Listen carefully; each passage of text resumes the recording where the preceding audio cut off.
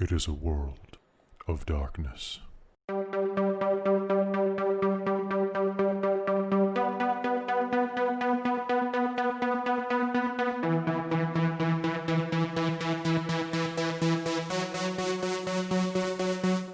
Hello and welcome to another episode of Victoria by Night here on Dork Tales. I'm your storyteller Kelly, and joining me tonight are 3 out of my 4 players. Unfortunately, one, our good friend Naomi, was unable to make it due to some personal things that arose, but they will still be monitoring the chat if you want to say hi. With that in mind, let's go ahead and say hello to our cast for the night. Let's start with the guy on my left, which is your right. Hi James, how's it going? Hello.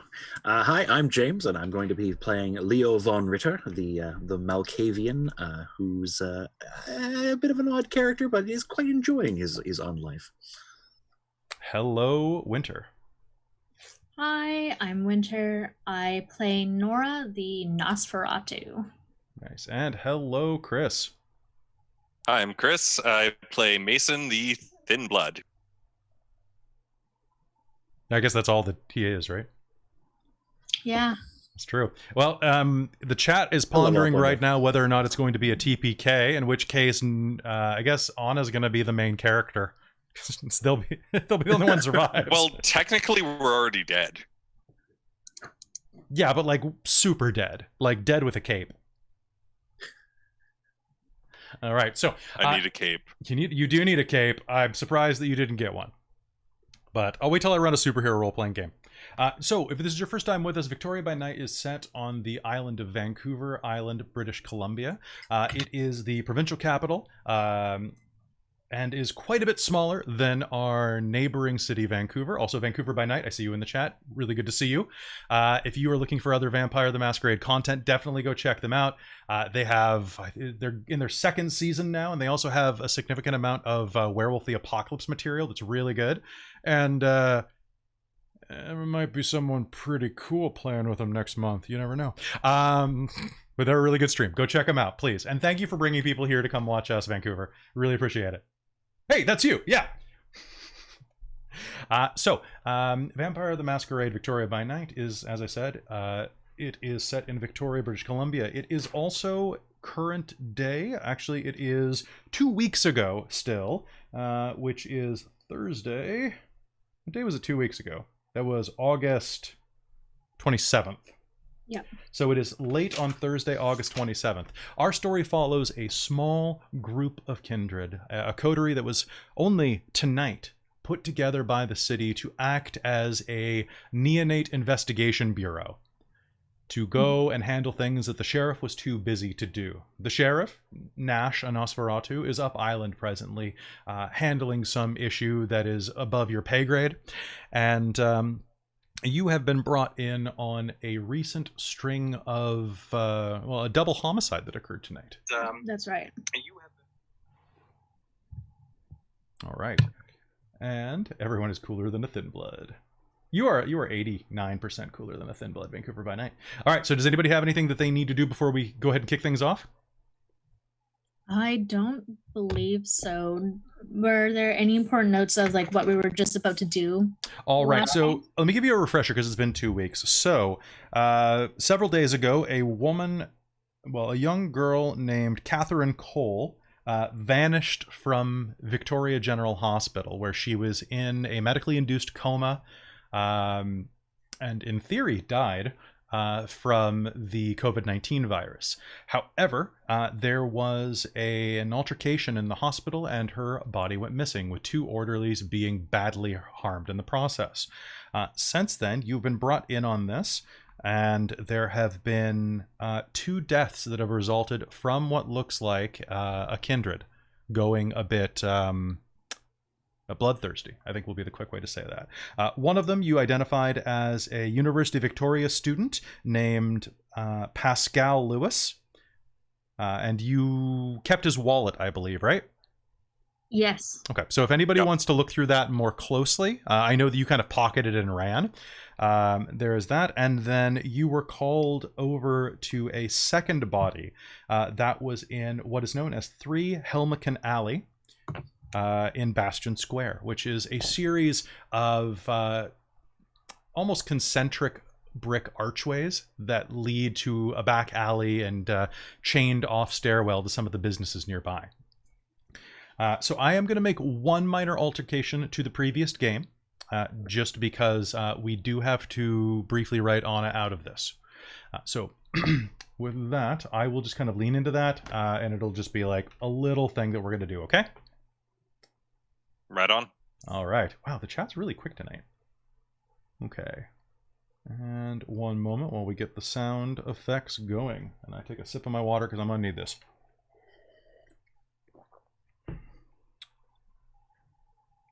Cue Steve Miller. Everybody's just singing Steve Miller Band stuff. Okay. Wicked. Wicked. Okay.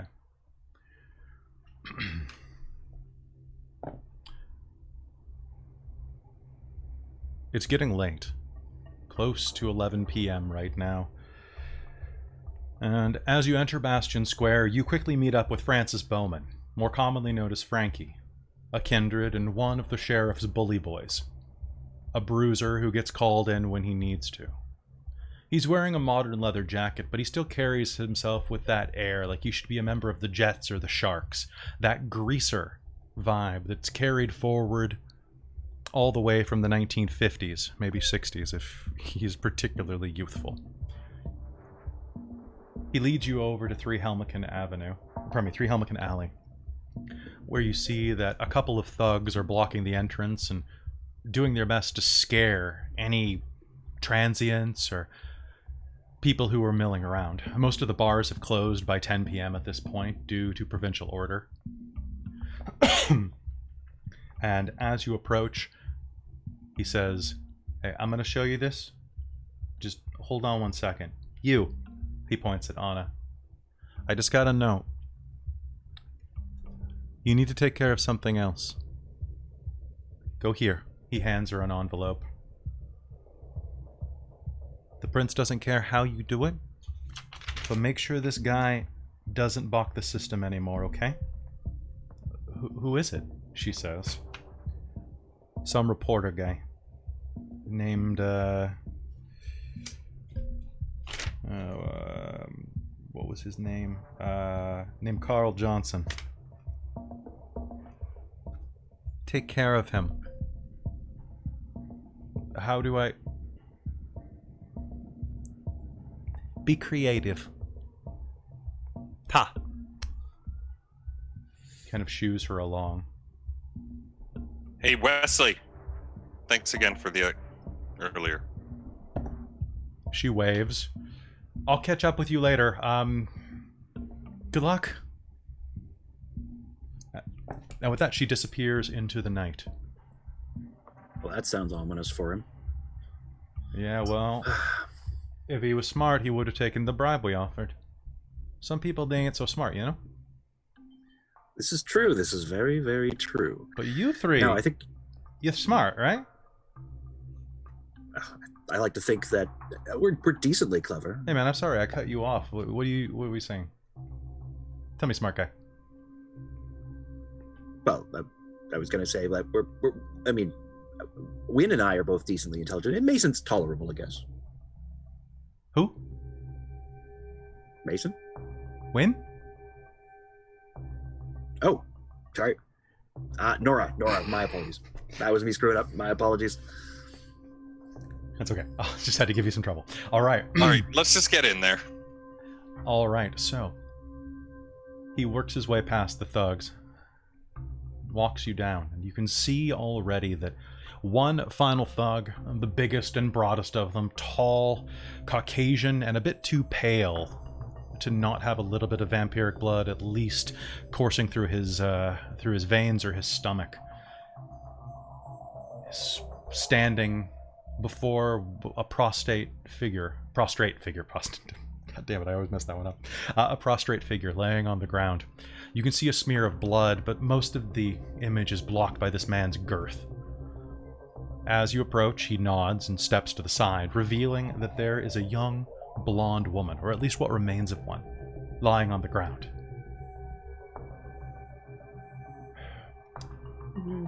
The scene in front of you, you see that she's obviously dead. You don't have to second guess that. Her heart's laying only a few feet from the body.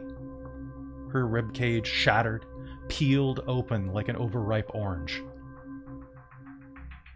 The scent is absolutely divine. This can't be more than maybe an hour and a half old.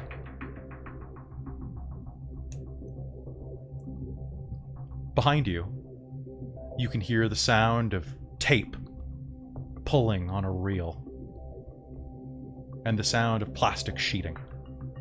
And the thugs at the front of the alleyway are beginning to sheet the place over.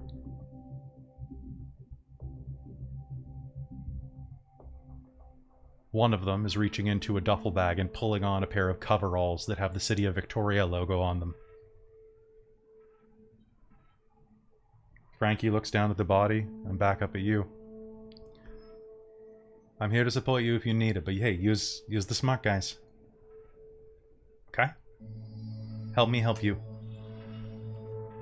What do you do? Oh, sorry. Has anything been touched yet? I mean, I checked for a heartbeat, but, you know, that's about it. But the bodies haven't been moved? The bodies haven't been moved at all. Okay. We just I'll go down and start kind of like prodding around and see if I can find anything. All right. What I'd like all of you to do is make me a... You can make me a intelligence plus investigation or composure plus investigation, depending on how you are doing this. What was the first one, sorry? Intelligence or composure. It depends if you're just kind of like taking the entire thing in or if you're snooping around. If you have an alternate roll that you'd like to do, maybe involving awareness or something like that, pitch it to me. Okay, well, I would like to do my intelligence just because, like, this doesn't put me off at all. Like, I see my face every day, so... But, yeah, I'm just trying to look for, like, some other signs besides just, like, the vampire bites or gashes that we would be known to leave behind. Okay. Or something that, if it was a vampire, it's a very messy scene. Like, they made mistakes. Absolutely. So you're looking away from the body more than anything. Okay. Is that what you're saying? Around and, like, just anything else that could show any hint of someone making a mistake, even if they're trying not to. All right. Leo, what are you looking for? Leo is going to basically try to drink in the entirety of the whole thing. Every death is a story, an orchestra of events playing out, and he's curious to kind of trying to piece it together. So he'll be kind of almost dancing around the place, looking at the way the blood spatters over the little chunks of bone, and trying to piece together the whole thing so that he can kind of see how the events must have played out, and so maybe show him something of the of what was there. That sounds good. Go ahead and make me your roll. So that's going to be composure for you. Don't forget that you have 1 hunger dice, Winter, and James, you have 2 hunger dice, if I'm not mistaken. Yep. Right, so that's right. I've got so many seagulls outside of my window right now. Sorry, guys. So I deduct. We are in downtown Victoria. Fair enough. Thanks for the Foley, guys. So, sorry. So 1 hunger, that means I deduct. You swap one of your dice out for one of the red ones. Okay. And then if that one's a success, or if it does something special, bad things happen. Okay, or interesting things happen. You're like, this body's fresh. We want low. No, you want it to succeed, but it just means that... It just succeeded, but also with 1, 2 other successes, so altogether there's 3, including the blood die. Okay, that sounds good. So... All right, that sounds good. So you've got 3. James, what'd you get? 3 successes. The blood dice didn't. The hunger dice didn't do anything. So the only time the hunger dice really comes into effect is if you fail the roll.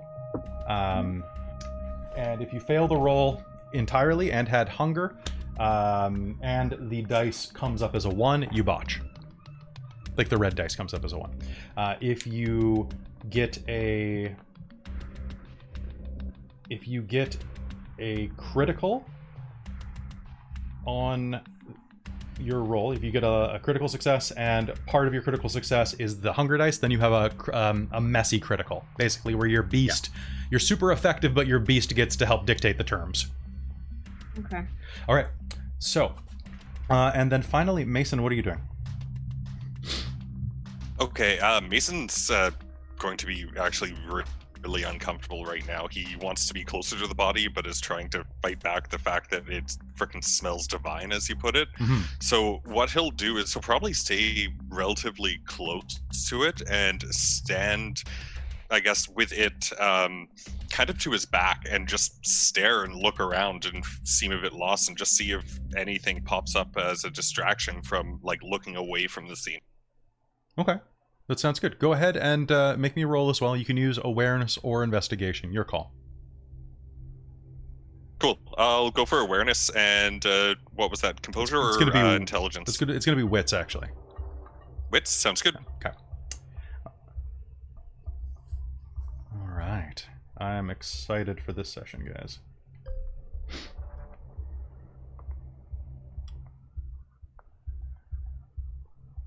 How'd you do?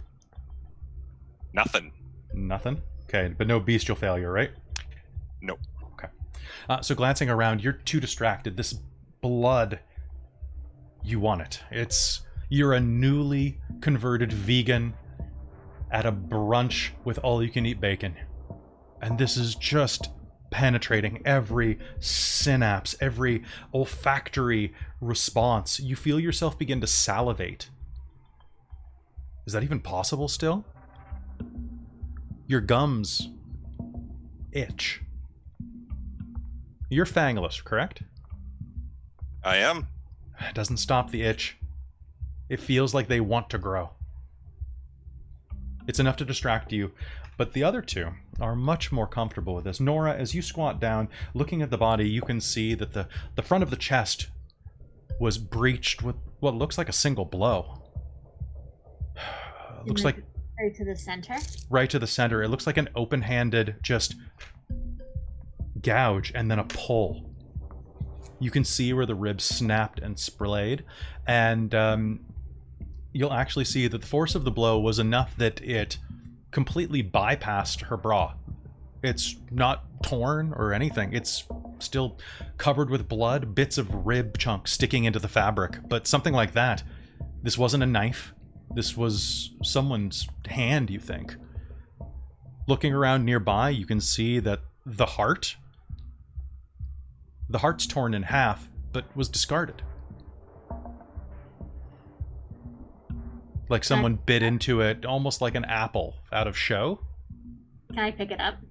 Yes, you can. It is quite cold to the touch at the moment, and as you pick it up, you will pick up a second clue from this, because it begins to leak into your hand. It's still quite juicy. In fact, as you look down, you notice that there's a pool of blood under the body. No bite marks. What I'm happens? going to back up away from her a little bit as she's doing that and just kind of be like, whoa, what do you do? Oh, we're being raided. Hello, raid. Ooh, table. Raid. We love you, raid. We're going to focus on this murder. So as you're looking at that, you are also going to notice that there's a light emitting out of her right pocket, coming through the fabric. You think a cell phone. The outline's right. Do you dig it out? Yeah. Okay. You pull the cell phone out and see that it is a current model iPhone.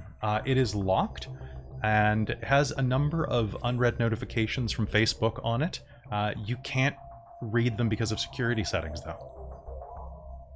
I take her finger and I put it on the... Okay. It leaves a bloody smear, but you'll hear as it unlocks. And would I know if that's like from like a body heat thing or just like the biometrics? I believe it's just biometric. I might need to take her finger. Is it just biometric? Now I'm wondering.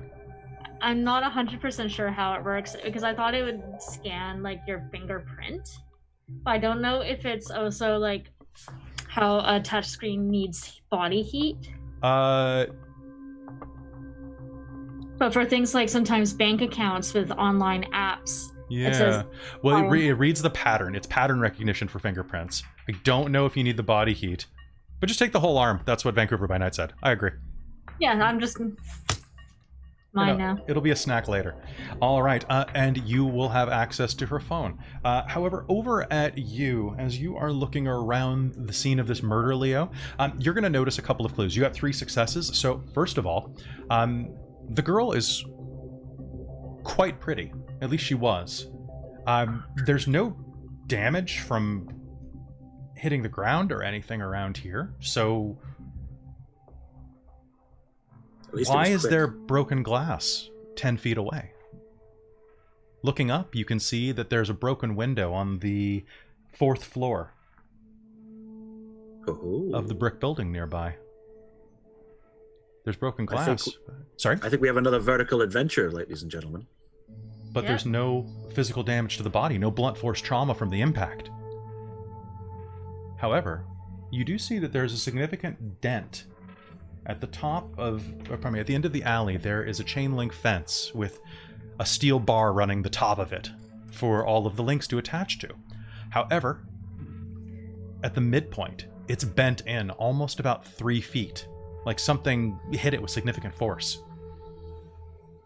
And it's bent in towards the building? No, downward, almost like someone jumped on it. So not necessarily that she went through the glass, but something else came through the glass to get to her. Either that or it was trying to, or it plucked her out and then landed there. Of course, if it's jump, you see how it... What are you guys talking about? What's going on? Look. The orchestra of this poor woman's death. The last thing that you'll notice is as you're looking around, Leo, she was wearing a face mask at one point. It's still attached to one of her ears. There's a bit of blood on the inside from splatter, but it's attached. And just looking at this, it looks like when the killer did this, there's blood both on the elastic that's not attached to her ear, but working on a quick hunch, you glance around and see that there is a smear of blood. Of course, there's specks of it on the front of her face, but behind her ear as well. Someone with bloodied hands unhooked this.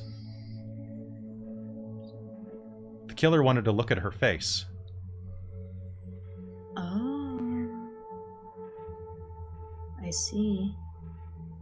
I wonder if she was the right one, or if she was the wrong target. I think you're muted right now, Leo. Yeah, I fixed that, sorry. I noticed it immediately.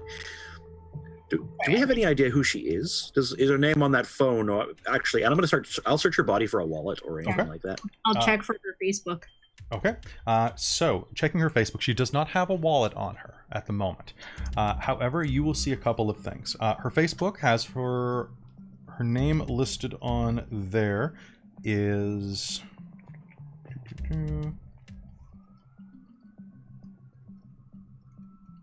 I love it when I have something written down, and it is on this page somewhere. Catherine.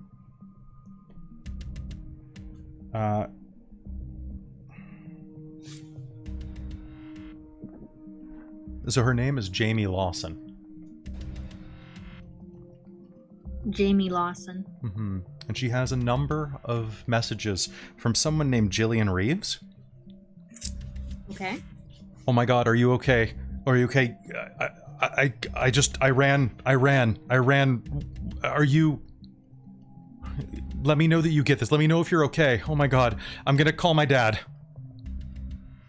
I'm going to click on Jamie's profile and see what that shows me. Jamie is a University of Victoria student. She is in the teaching program from the looks of it, because you see a bunch of photos with her and a wide variety of perky, sparkling, also just as pretty undergrads, all smiling in a big cohort photo.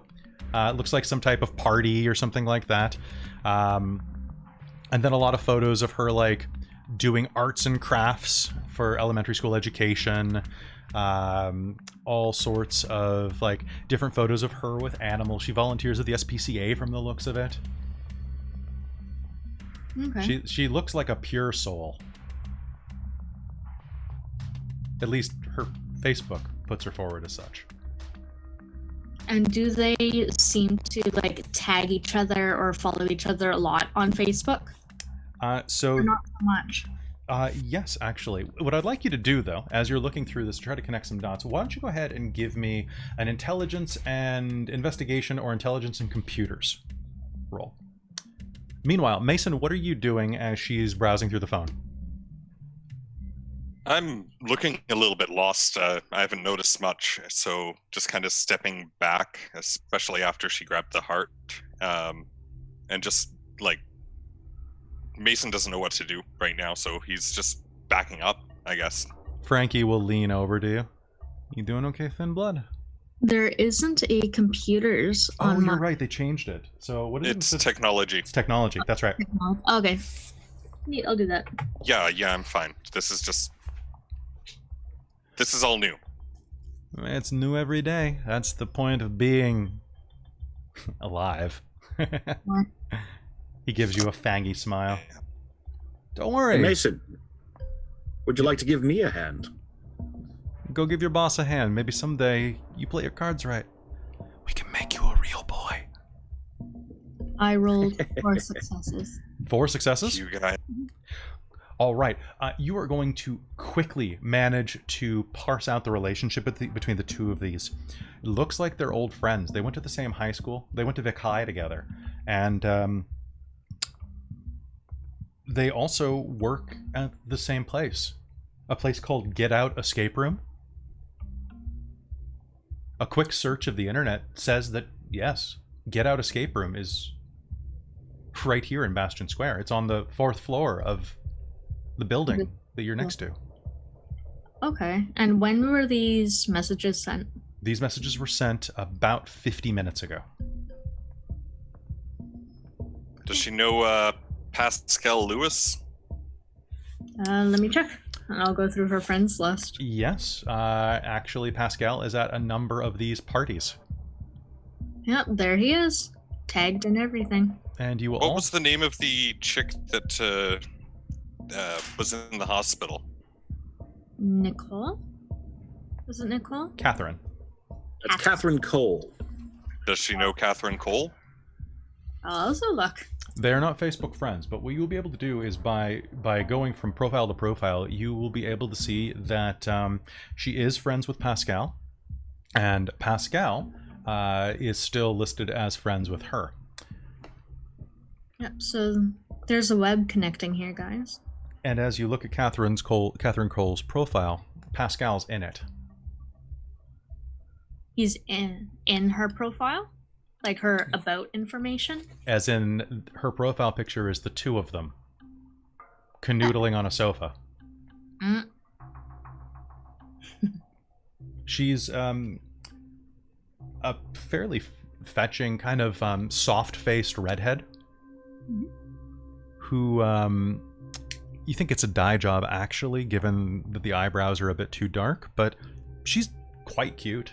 Can't be more than 18. Maybe 19 at the most. What about Pascal? Pascal looks like he's maybe 2nd, 3rd year university student. Brown hair. Has that kind of engineer bro look to him. Not unattractive. Pretty, like, on a scale of 10, he's probably a 6. If he shaved more regularly and put on a suit, he could be a 7. Okay. Okay. But he also kind of has that sneer in all of his photos, the smile that says that he probably has read the game. He's probably he just strikes you as a bit of a wannabe frat boy. Oh, gross. His profile has a lot of pictures of him like doing stupid things on the beach with friends, having bonfires, a couple of gym selfies where he's really bragging about things that is not worth bragging about. Mm-hmm. Looks like our buddy and Catherine were maybe dating. it's quite good that you can use all that, use the Facebooks and the such. That's an excellent skill. Yeah. I think at this point, Leo would probably head over to the body. Okay. And I think I'm going to pull out some from his satchel. He's going to pull out some surgical gloves and actually like put them on, and they'll be like, "All right, time to make use of this poor woman's entrails. At least maybe these can tell us something." And I'm going to premonition as I basically going to go study around. All right, so go ahead and give that to me. I think you need 2 successes for that to work. Yep, and it is. Okay, let's move my 2. Where is it? Premonition, resolve plus aspects. So I've got 5 dice. Leo is so wonderfully weird.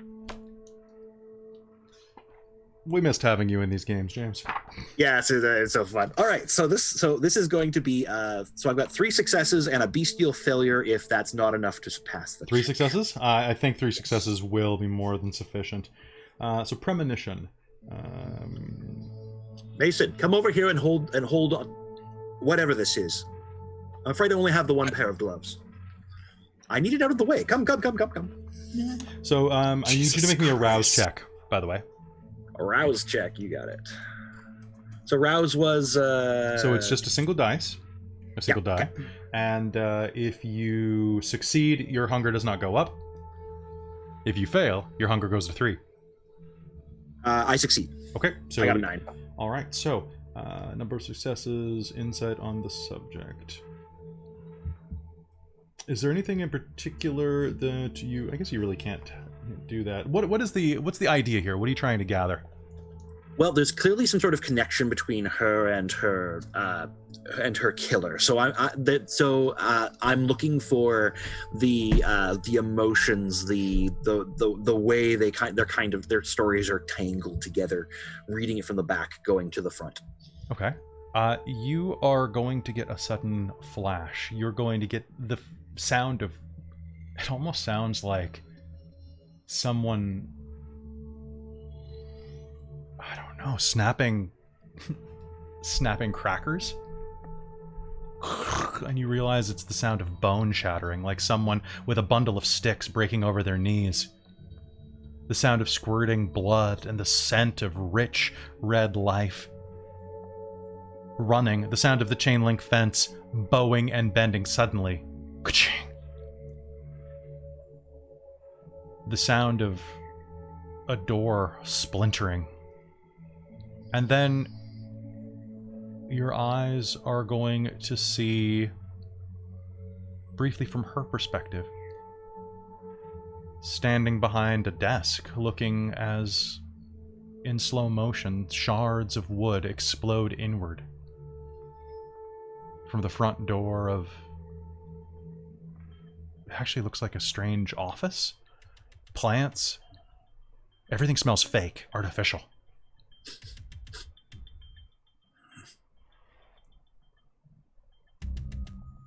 And then it'll suddenly vanish, and you'll be back in the alleyway, but with the sense that maybe there's another place you should go nearby.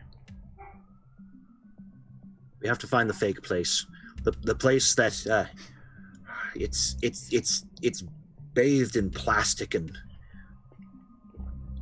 cheap makeup, and there's a splintered door. It's shattered. That's where it came for her. I'm gonna look up at that window. If I had to place my money, I'd say it's up there. I'm gonna go heading off looking for it. Okay. Just I'm gonna follow so I don't have to. Okay. What do you do, Nora? So they just start going.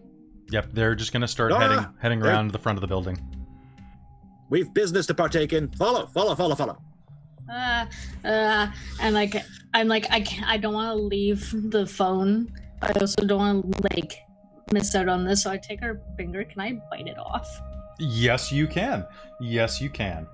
Yes, you can. And I pocket the finger and I follow them. Okay. And her phone. Jesus. What's your humanity? Oh. We all started at 7. Except for probably Mason. You know what? I think that I'm gonna give you our second humanity check.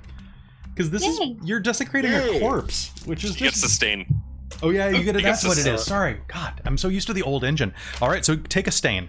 So basically, from the right side of your humanity track, just mark a slash. Okay, let me just grab my pencil and just a slash. Did I take a stain too for rummaging around? And you said to the Sure. right of my humanity? Yeah, so basically it ticks. You can only have as many stains as you have empty boxes next to your humanity. Oh, okay. So I can only have 3. Yep. But it means that you have a much better chance of losing. Yay! Yay. So then once they fill up, they become... It's complicated. We'll touch on that at the end of game. Okay. Yes. But yeah, Don't worry, it's going to be fantastic. Yeah, and that just reminds me. So what were the chronicle tenets we were going for? It was Always seek the truth. always seek the truth. Never betray the family. Never harm the innocent, and don't kill unless. Okay, don't kill unless attacked. All right, so I'll give you a +1 on your roll when the time comes. a +1 to me? I'll give you a +1 on when the time comes on your humanity check because you're pursuing the truth. But anyway, you round the front of the building and you can see that around the corner there is a large glass window, looks like to a t-shirt shop, and then to this building that has a number of tenants in it. You can see that there is a main door. The glass isn't broken, but the lock is torn, like someone put a crowbar in and ripped, but there's no mark for a crowbar. The door hangs loose, like someone just grabbed it and with great force tore the door open. Oh. And I think at this point I'm going to just basically pull off the gloves and just kind of fling them away. Mason, collect those. We can't leave evidence behind. And then I'm going to push open the door and head inside. All right, take a beat. We don't do those in this system, but take one anyway. All right. So, heading inside, you can see that there is a stairwell up ahead to the right and an elevator directly in front of you. I think I will go up the. You said there's stairs? There are stairs. Yeah, I'll take the stair. I'll take the stairs up. Okay. Mason, do you pick up those gloves? Reluctantly. A little trail of blood oozes out of them. I try and fold them in on each other Okay. as many times as I can after that, and just That's beautiful. All right, Nora, what are you doing? fuck this. So I come around and what do I see? You see them heading in the front of the building.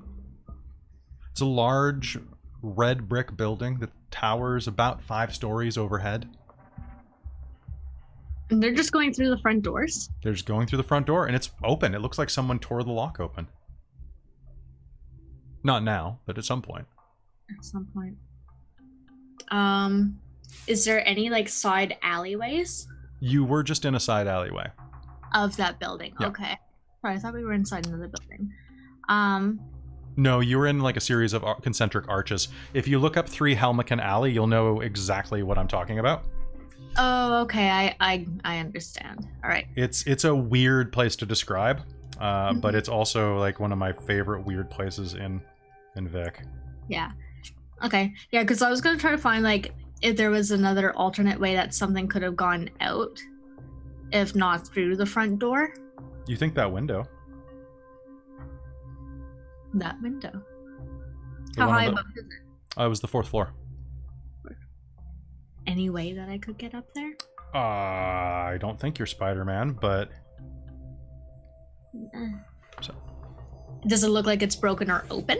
so that's the alley, guys. Just at the very end of it, if you look closely, you can see that there is a chain link fence. So whoop, Oh, cool.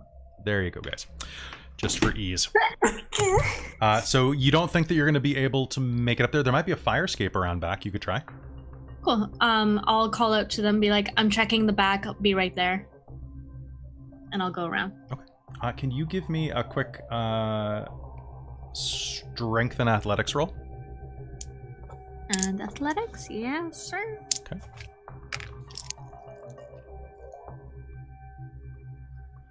3 successes. Okay.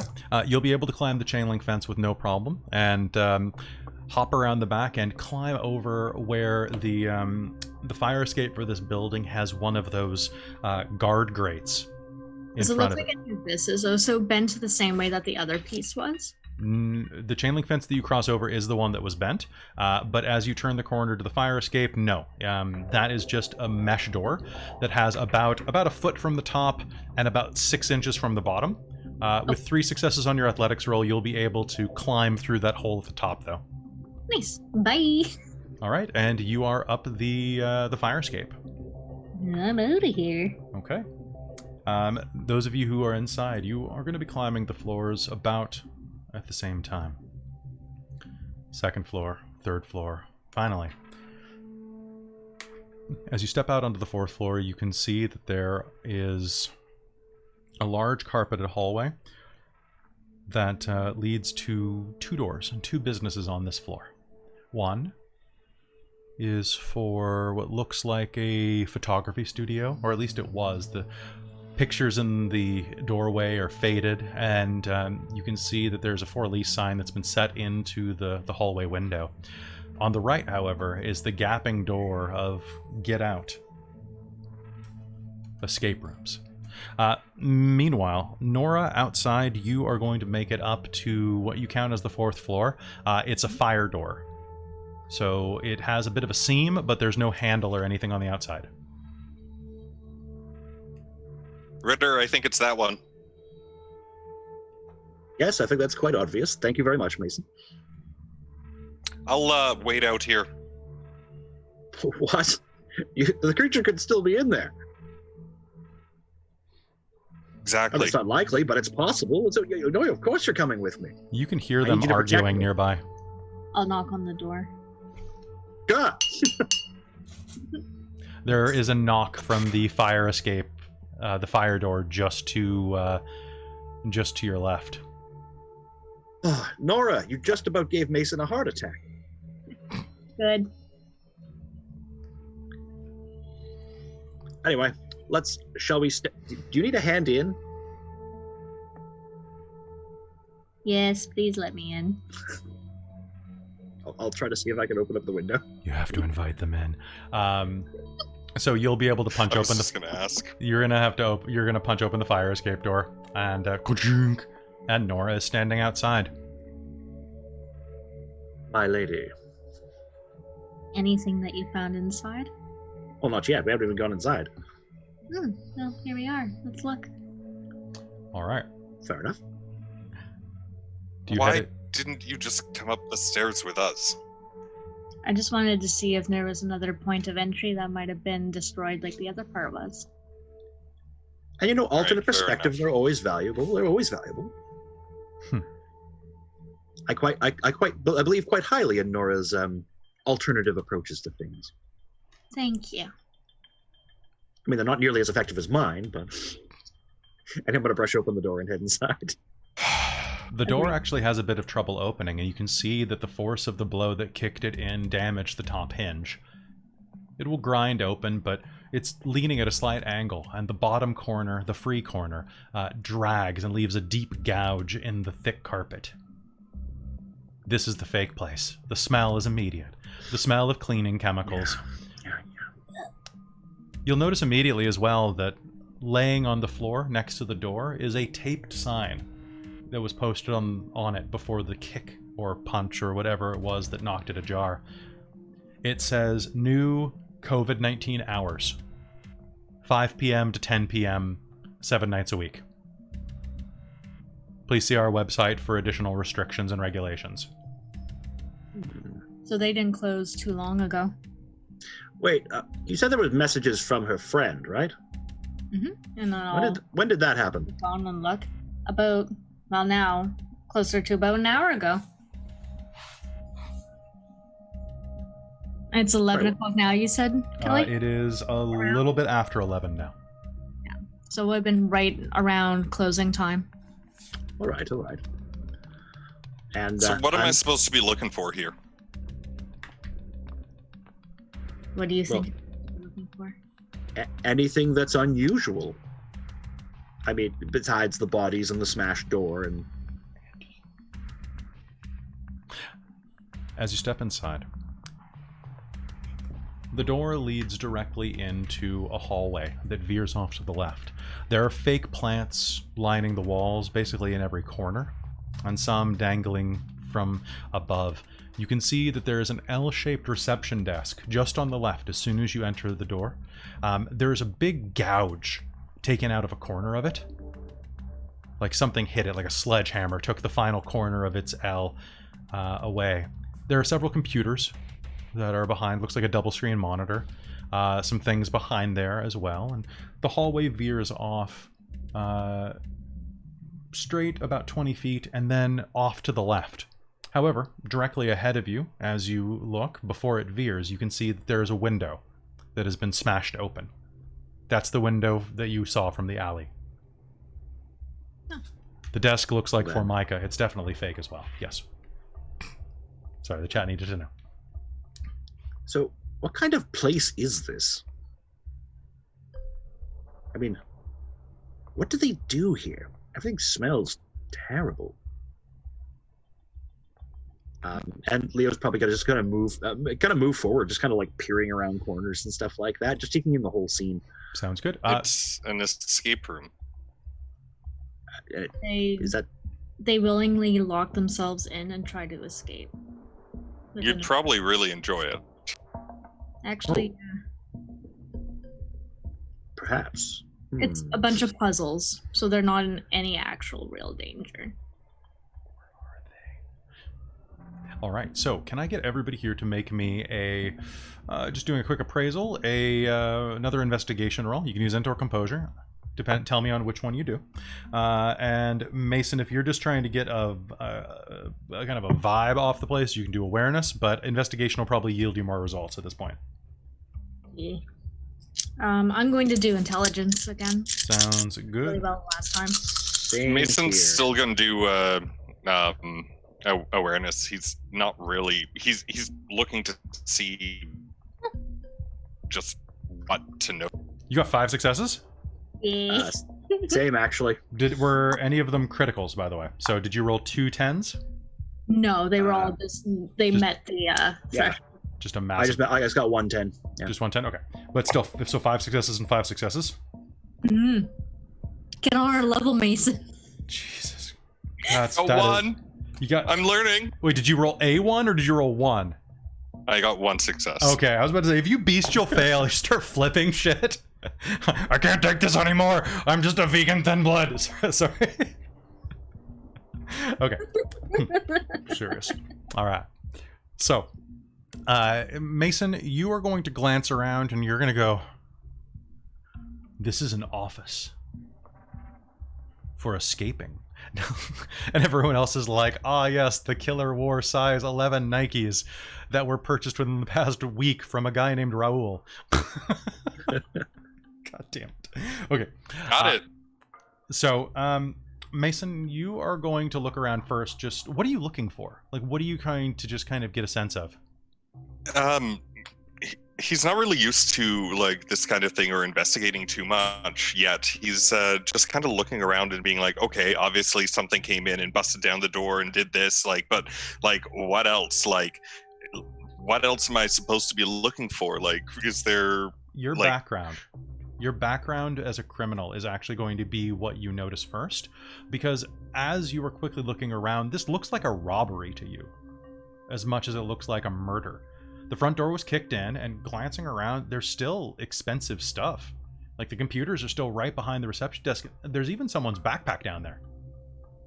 Weird. Someone's Backpack? back? I pick up the backpack. Okay. Yeah, dude. All right, so picking up the backpack, you will see that it is a, it looks like it's a Fjallraven. You know what I'm talking about. It is a small backpack with the symbol of a bird on it that looks like it's the type you've seen on a lot of teen and 20-something girls around the city. Has a change of clothes in it. Also has a number of, looks like a course pack, a bunch of photocopied copies of a teaching book inside of a folder, inside of a binder, I mean. It has,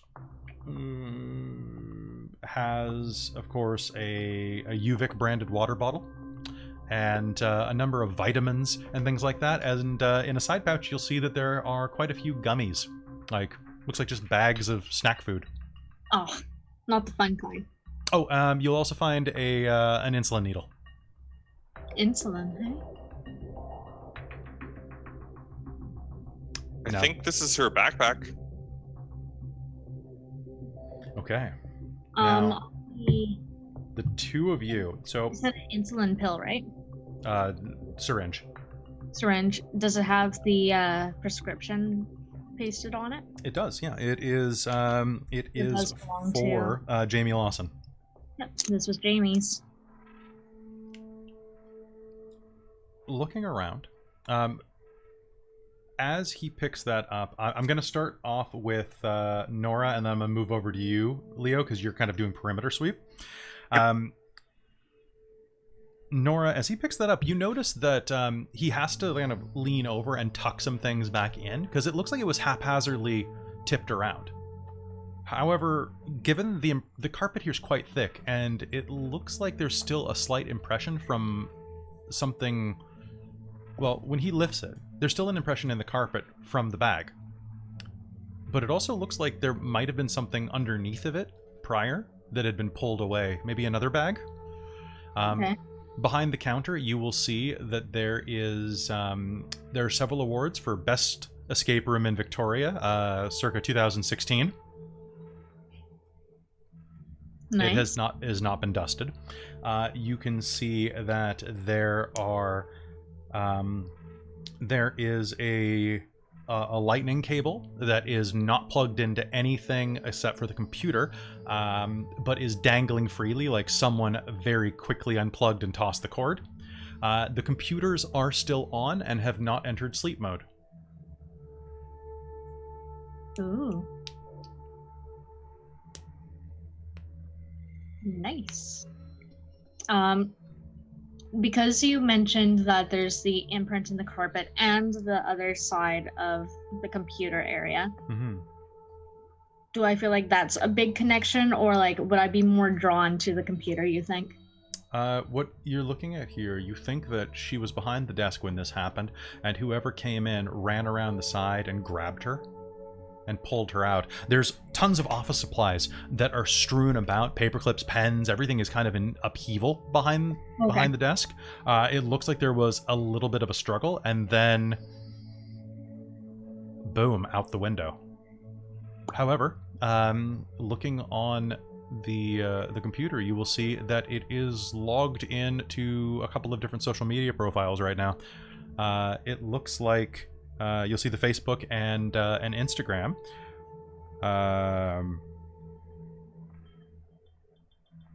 Well, the overview Instagram, at least, for Jillian Reeves. Hey, look at this. Look who I found.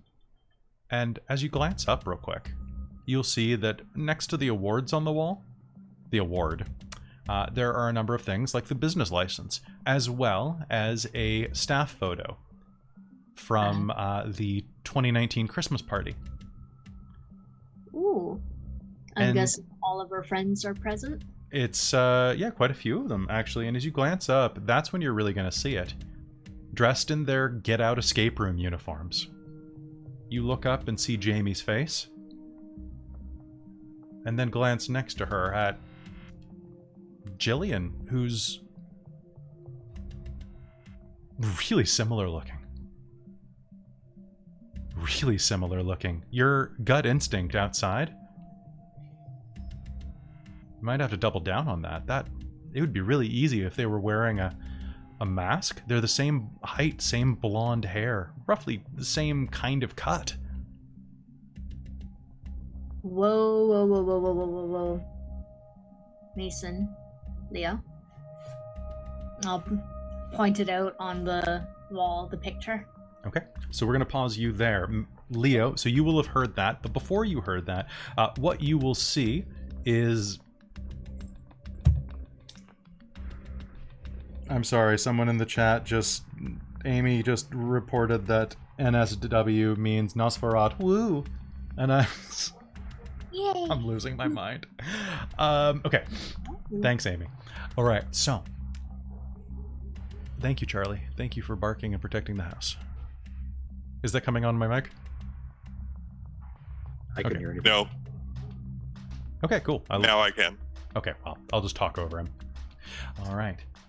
So, as you are looking around, actually, Mason, you are going to hear the sound of a dog barking around the corner.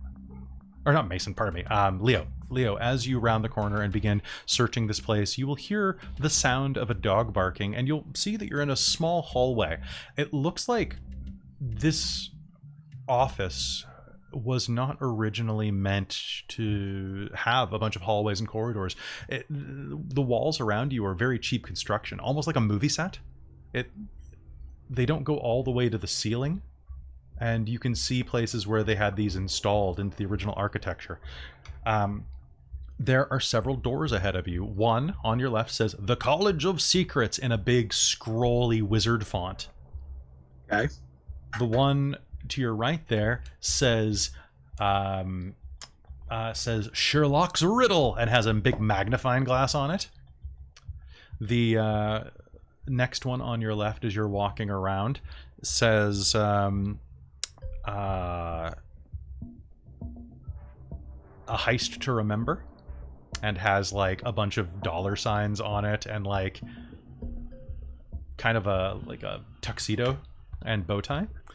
Little emoji. And then directly in front of you is an open storage closet with a bunch of cleaning supplies. But you are drawn to the last door on the right of these 4 rooms. And the last door on the right is a Hound of the Baskervilles room. Ooh, I've read this. The door is ajar. So I don't think Leo's going to be in any, like, he's too curious to really be hesitant at this point. He's just going to walk over and just going to push it open. Okay. You can hear that there. You can see where they installed speaker systems into the ceiling, and you can hear on loop woof woof woof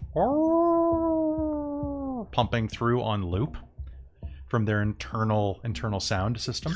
It smells like artificial pipe smoke inside of this room, and you can see that there are a number of clues that are kind of laid out, puzzle boxes, a copy of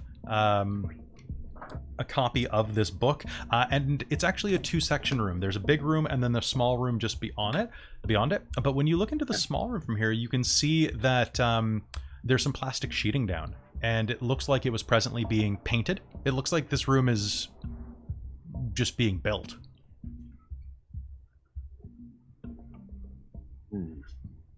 Could there be some mystery locked into the very nature of these clues?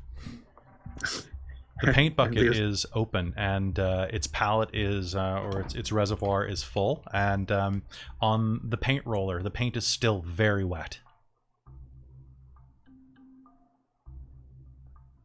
They'll probably poke it a little bit. It is a bright, kind of a cobalt blue paint.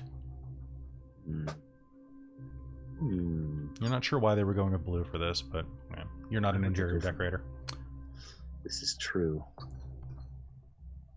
And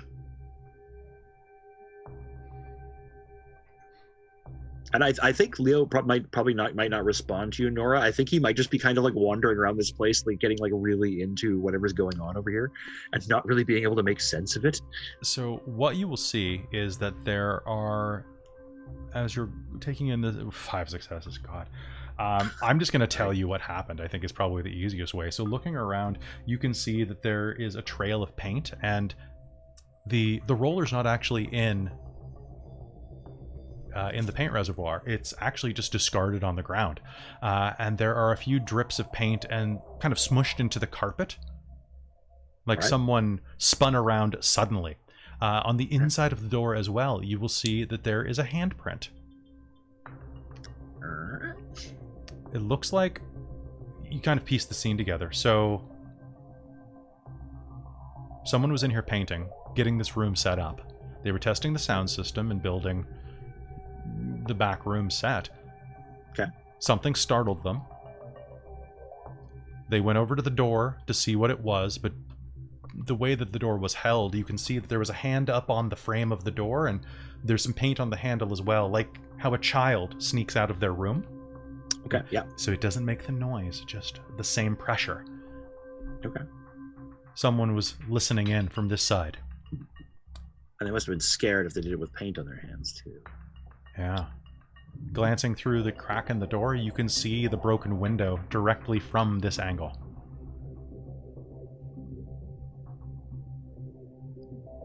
Oh, right. Now, where would someone go if they were right here and they saw some sort of horrendous thing happen right there? And that is when Nora says, Leo, come over here. What? What is it? What have you found? This picture. Leo will kind of haughtily walk over there and peer at the picture. What? What are we looking at?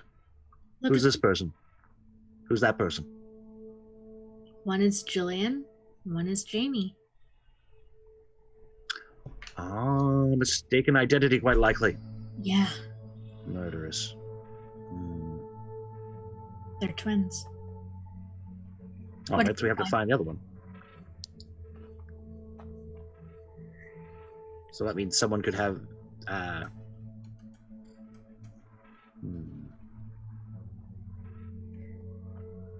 gonna walk over to the window. Okay. Now, you were saying the body didn't look like it had, like, come out, like, through the window, right? Did not, no. It didn't look like, well, it didn't look like it hit the ground. Okay, so the body either hit the fence and then hit the ground, or something else hit the fence and got thrown out? Does it look like anything else around here in the office, like, that's something big enough to hit the fence and make that kind of a dent? I want you to make me a quick roll. Make me a wits and awareness roll. And I'm sorry. BAM! Okay. You quickly check the window frame, and as you're looking around, you see that, yeah, I mean, a superhero could probably jump out of this window and land on that fence. And then that'd be a quick jump to the alleyway where this happened. And as you lean back for a moment, that's when you'll see it.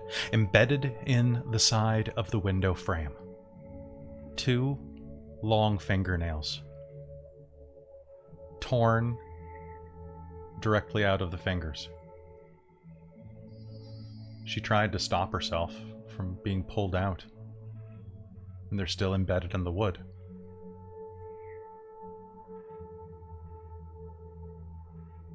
Oh. Ugh. There's some, I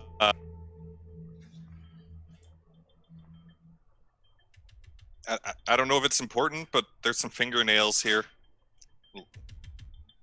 I'll take a look.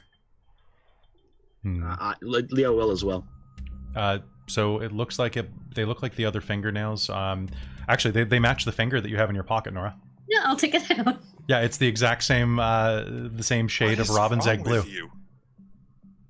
It's a match. Honestly, the one of her hands was folded under her back, so, and it was covered in blood. It's easy to miss this type of thing. Leo will pull a glove out of his satchel, and he's going to reach over and actually like remove them.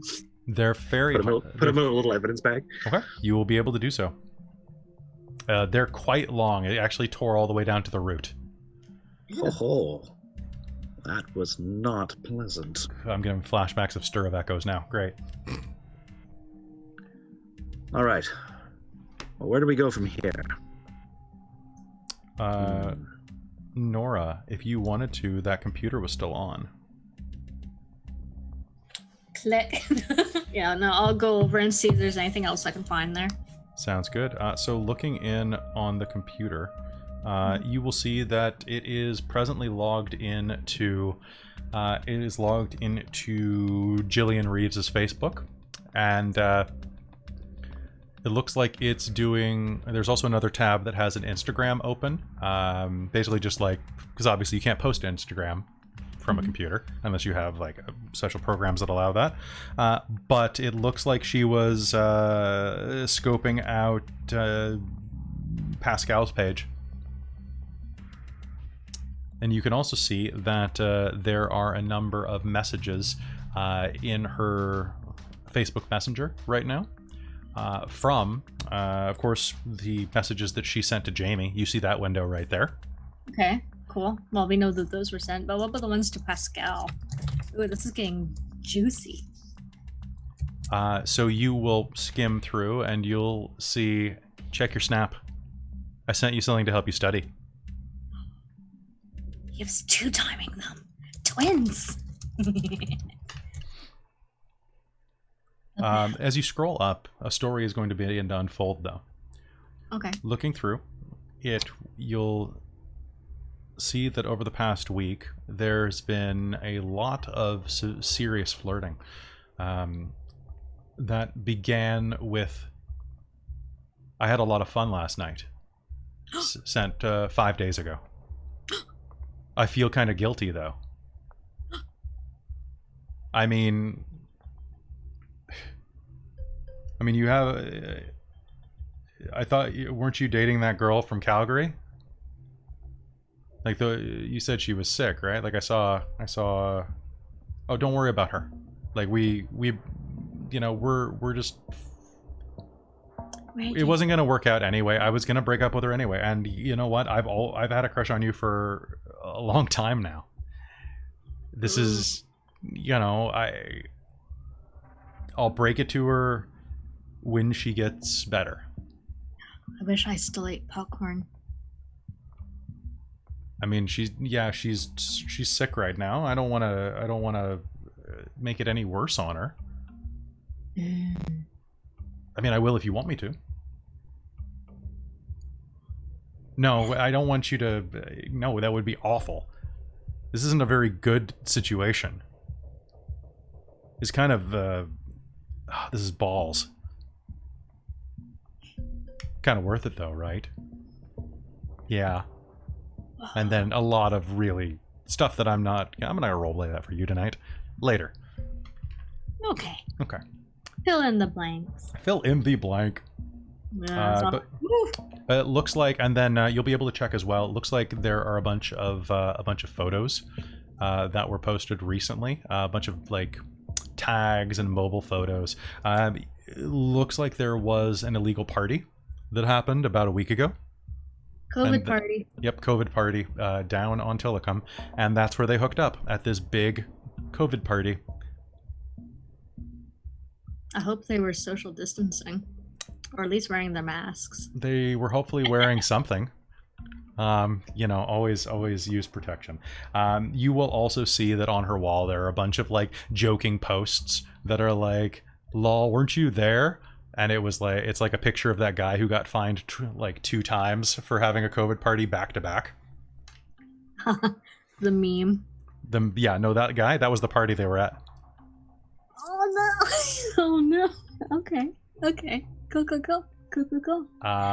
You will also see a couple of other things. You'll see that she's so Jillian has quite a few photos, and with your investigation score, looking back, you will be able to find a couple of photos that say "me and Daddy," and it's her and a fairly large-necked white man with very close buzzed hair and a large handlebar mustache, smiling at her graduation. Everything about him, the second you look at him, says cop. Ew. Okay, then. A quick perusal, you'll find a couple of pictures of him in uniform. He's a sergeant with the RCMP. I wonder if he cracked down on the party. If he was RCMP, probably not. Probably would have been Vic PD. Oh yeah, maybe. All right. But with that, you will be able to see as well that he's RCMP, and he is looks like, just from some of the photos, looks like Langford RCMP. Okay, and what was his name? So his name, if you hunt through, she has him listed as a dad. His name is Daryl Reeves. Daryl. Yep. Daryl Reeves, yeah. All right. Neato. All right, what are the other two of you doing?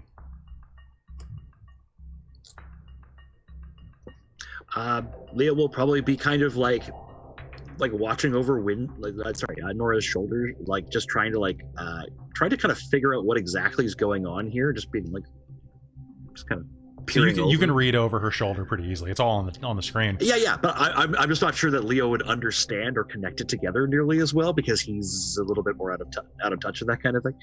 Yeah, and she narrates, be like, bitch, or like bastard. What do you mean? Tell me all the juicy bits, and I'll like lean into your shoulder, like conspiracy. He's having an affair with someone else. I'll watch over as well. Okay, so Mason, you're wait. So does that mean that we need to find the other girl? Yes, it does. Mason. Oh, sorry. Please go ahead. Can you find us anything else? Like, can you figure out where she is, Nora? I mean, do one of those like tracker thingies and put up a map or something.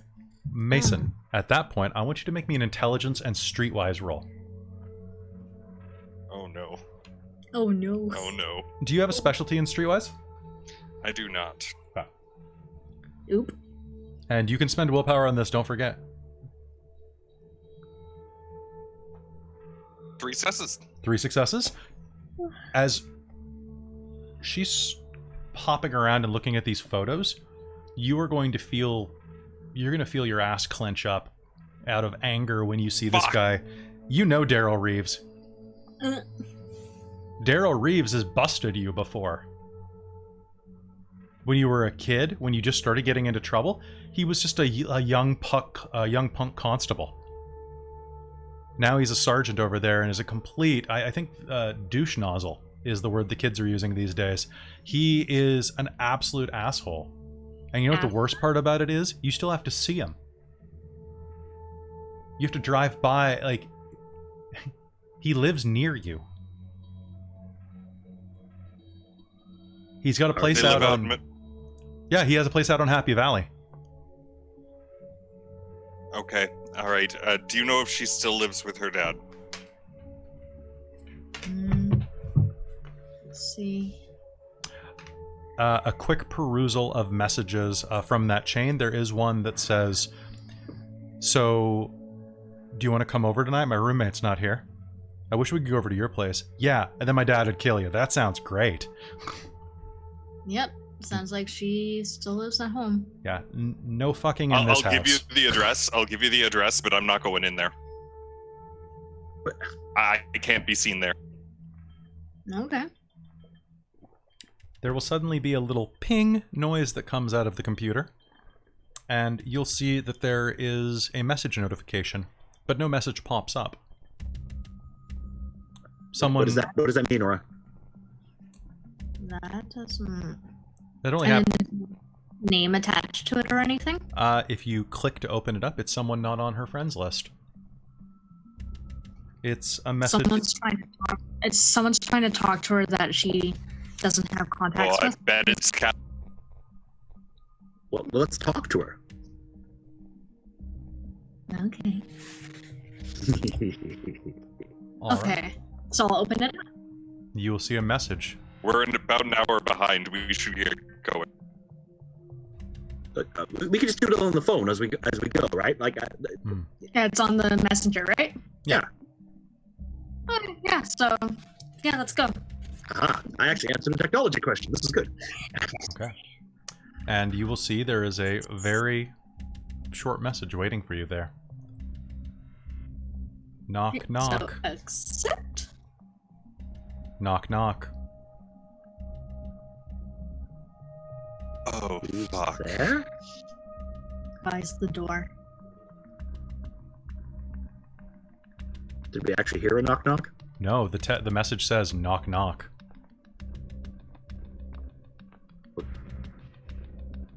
you gonna answer back? Who's there? What should I say? Who's the message from? It's from Catherine Cole.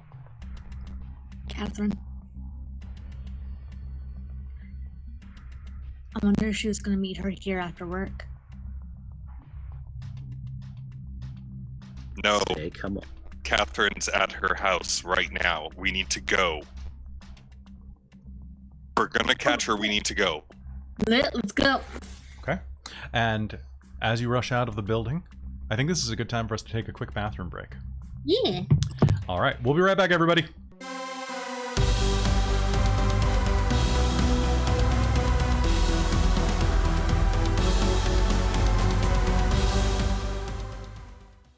Hello and welcome back to Vampire the Masquerade Victoria by Night, Episode 2, Under the Mask. You quickly rushed out of the building, making your way down to the main floor where Frankie was waiting outside for you, lazily puffing away on a Marlboro Red. As you exit, he looked over at you, seeing the urgency on your face. I have a car over here, let's go. And Perfect. you climb into his cherry red vintage GTO, and where to? Happy Valley Road. Do you think we should make an anonymous tip or something? I don't think we're gonna get there.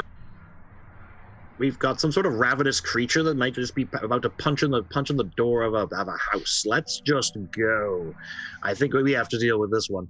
Or I should say, be more accurate, you have to deal with this one. The tires me? squelch, Because you're the fleshy. and you pour out into the night. Hey, check under the seat there. Under, who's sitting in the front seat? Oh, I think I probably am. Check under Leo's seat. Leo will reach under his seat. Okay, you will feel there is a small canvas bag there, with something that rattles around inside. As you look, Oh, what do we have here? it looks like 6 Give it here. lengths of sharpened wood. A stink. Look, I don't know if you guys have ever been in a fight before. He veers around a car that's going too slow, driving down the wrong lane for almost a full block before swerving in front of a dump truck. But, you know, fighting kindred, it ain't easy. Do you got like a tire iron in the back or a baseball bat or something? Or a bazooka? I don't got a bazooka, I got a bat in the back for sure, yeah. Great. Okay. How hard exactly is it to stake someone with one of these? It's You'll pretty kind of hard. Make You like a gotta- stabbing gesture with them. You gotta aim good, okay? Aim for the center of mass, slightly off center, like you're trying to punch it out their back left shoulder blade. Okay, so left side. We want to aim for the left. Center a little bit twisted. Okay. And will that actually kill us? Only if they're still alive. And guess what? If they're still alive, we can bury them. Look, if it's actually kindred out there, it'll just paralyze them, probably. I did see this one guy, and anyway, it's a long story, but yeah, usually it just paralyzes you. Oh. He veers out. All right, let's go. He takes one of the back roads, swerving around, and punches it out on the old island highway, taking it down Craigflower. He's going about 90 kilometers an hour in a 30. Woo. I've never been in a car going this fast before. Oh, dude, wait till we actually hit past Admirals. And then you see Admirals pass, and he guns at another 30k. You take the top of a hill and end up launching yourself into the air. I just got the shocks replaced! Gonna need new shocks. That's okay. It's on the city's dime at this point. It's the good thing about there not being that many kindred in the city. Yeah. You can send a bill pretty well, and the prince just signs off on it. It's pretty nice. He's a pretty reasonable guy, actually, you know? Uh-huh. I'm not even kidding. He swerves around another car that's turning. It's driving through a red light. Ooh. Oh, I guess he'll have to pay for that stoplight camera too. Whoops. I don't know. Maybe he dislikes me because we're related. Leo's gonna roll down the window and actually like stick his head out, like kind of like a dog. All right, it plasters enjoying the the breeze. air to your face, and he will quickly drive you out to Happy Valley Road. Now, Happy Valley Road is outside, just on the other side of Langford, on its way down toward Souk and Machosen and the other more rural areas of the greater Victoria area. It's a suburban community. A lot of new development kind of in that area, new schools, new people moving there, because on an island you can only really move away from the city center. But this is the part of Happy Valley Road, one of the main thoroughfares of this external community, that is beginning. Development hasn't quite reached yet. It's still building up. It's still catching up. And yes, sometimes you will see people driving tractors down the road. Or sometimes you'll see people out taking their horses on the side of the highway. It's rare, but not uncommon, in a community that can both afford horses and does race them. Yeah, that's interesting. It's true. At this point, I need to make a driving roll for him. 1 sec. He has eaten. I need to see how much damage it is. Oh yeah, we're fine. We are fine. We are just great. All right. He pushes the accelerator down as far as it can as he whips around the curves of Happy Valley Road, and before long, you find yourselves swerving onto a side road. You don't quite get to see the name, but it's just it's a little, just barely paved road that stretches into a bunch of small houses, each set several acres apart from each other. Okay, get that music rolling.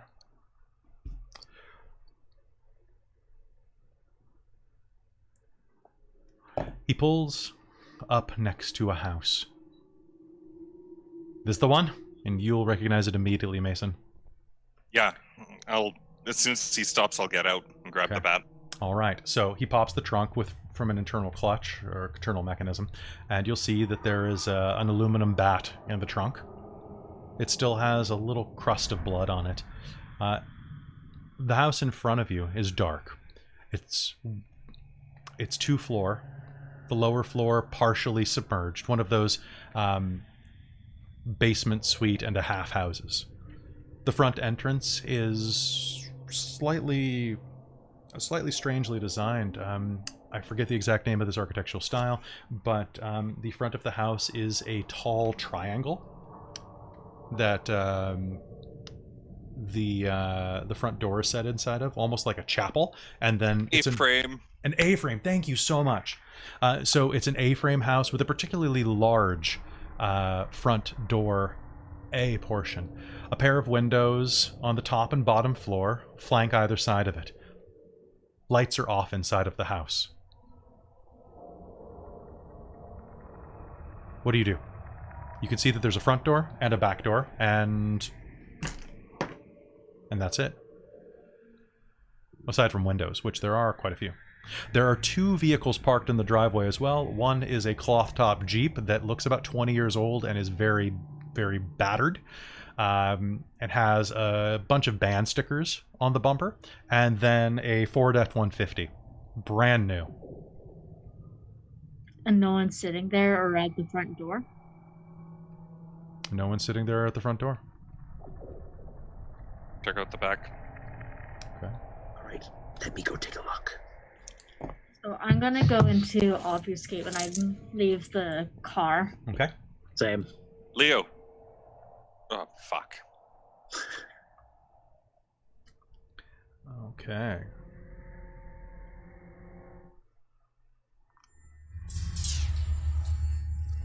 And could Leo and I still see each other in our obfuscate? Nope. No. It's like I might be able to because I've got See the Unseen, see the unseen. Okay. which I think reveals that. You can, yes. Are you spending the time to try to look for her?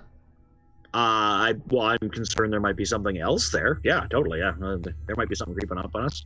Better that we see it before we see that. Before we see them. I wouldn't be targeting her specifically, but just in general. Okay. So why don't we go ahead and do a roll to see whether or not that functions. Okay, so see the unseen. Vanish on me as we're breaking into a police officer's freaking house. God damn it, I hate you guys. You guys are the best of friends. Okay, so sense the unseen is a wits plus auspex or resolve plus auspex. So it's resolve. It's the same roll for either one. For example, a technical vampire using obfuscate would be wits plus auspex versus wits plus obfuscate. Okay, so I guess I'm contesting her, and then anyone else that might be there. Yep. So, Winter, can you roll me wits plus obfuscate? Okay. So I got 6 successes with messy critical if success. And do we need to do another ruse A check? rouse check? Rouse checks are not required for that. For the amount of time that's Nope, passed. it's the same day.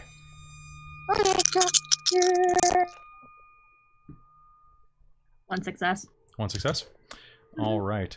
So you're going to be... Oh, God. How would that even function?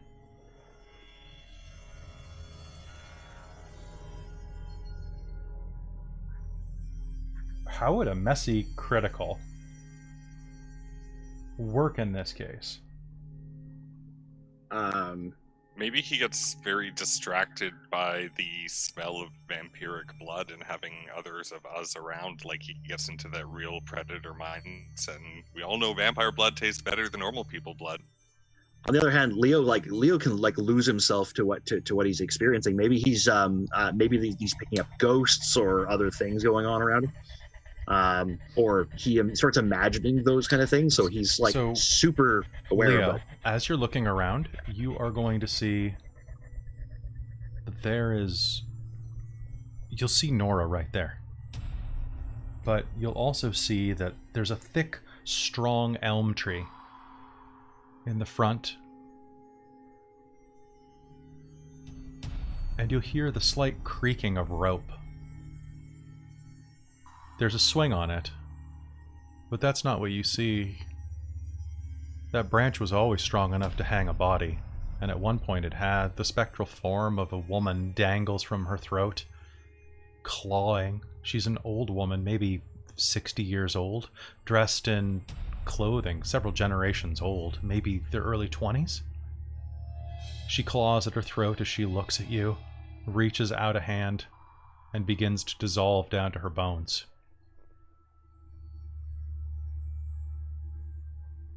Oh, you poor thing. I think Leo would probably kind of go over there and kind of if she reached out to him, he'd probably try to reach out to her, or whatever's left after she begins dissolving. Okay. As you reach out, you will feel your fingers almost touch. And then you're suddenly brought back into the moment by a sound from inside of the house. It's a quick pop. A bullet.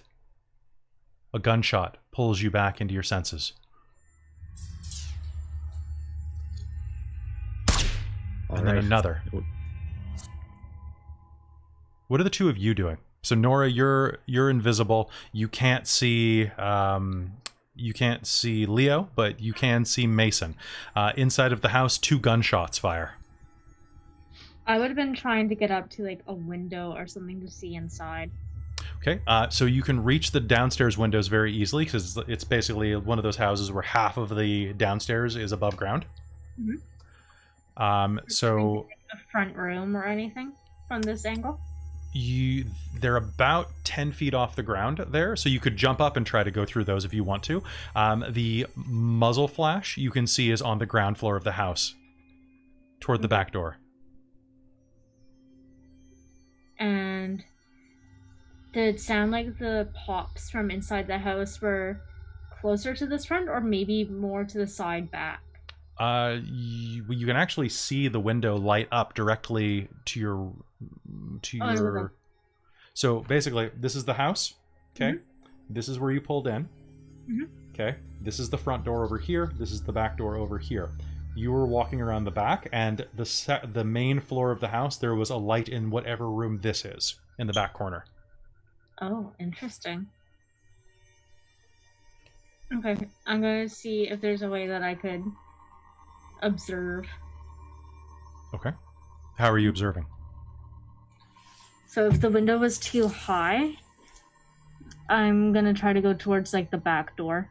Okay, so you'll pass underneath the window where that sudden flash of the sudden muzzle flash was. Mason, what are you doing? You have that aluminum bat from your trunk?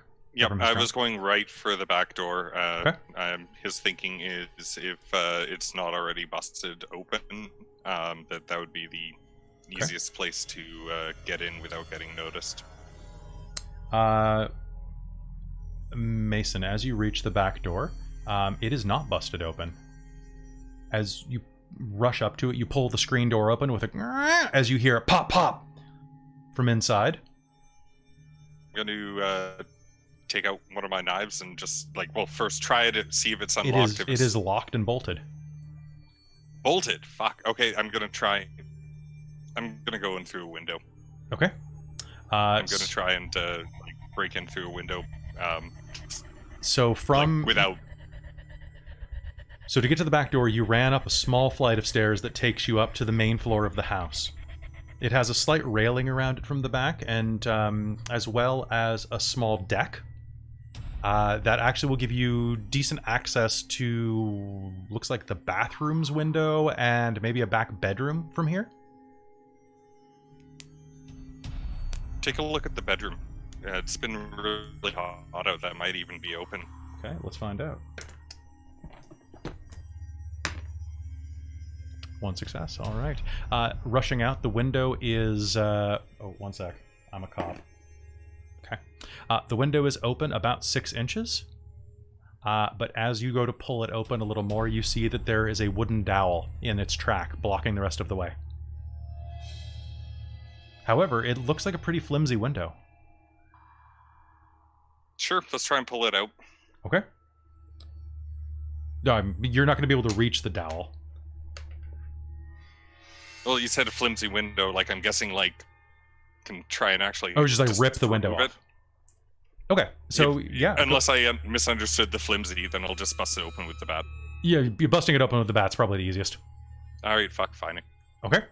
Nora and Leo, what are you guys doing? So, Nora, you were observing, you were making your way up to the back door.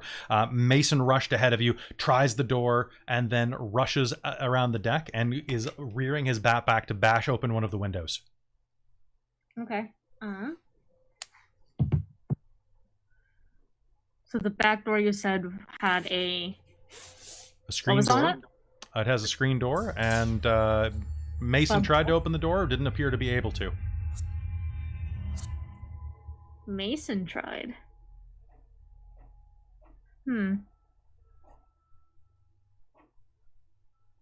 Can I try?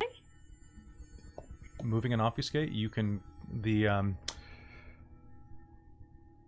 screen door is slowly closing as the hydraulic slowly lowers it toward the door frame. So you'll be able to slip inside before it shuts and basically just not break your obfuscate. It kind of just stalls as it presses up against you. The door handle is locked. Back door. This is a house with a cop. Am I standing on anything or anything in the back area that might have a hidden key? Like an extra spare? Why don't you go ahead and make me a wits and investigation roll? I'm going to say that you need 3 successes to find one.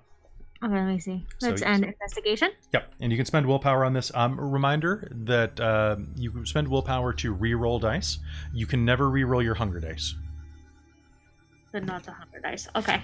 You're always just hangry. Sure. So I do the roll first, and then And say then you I- do willpower to re-roll fails.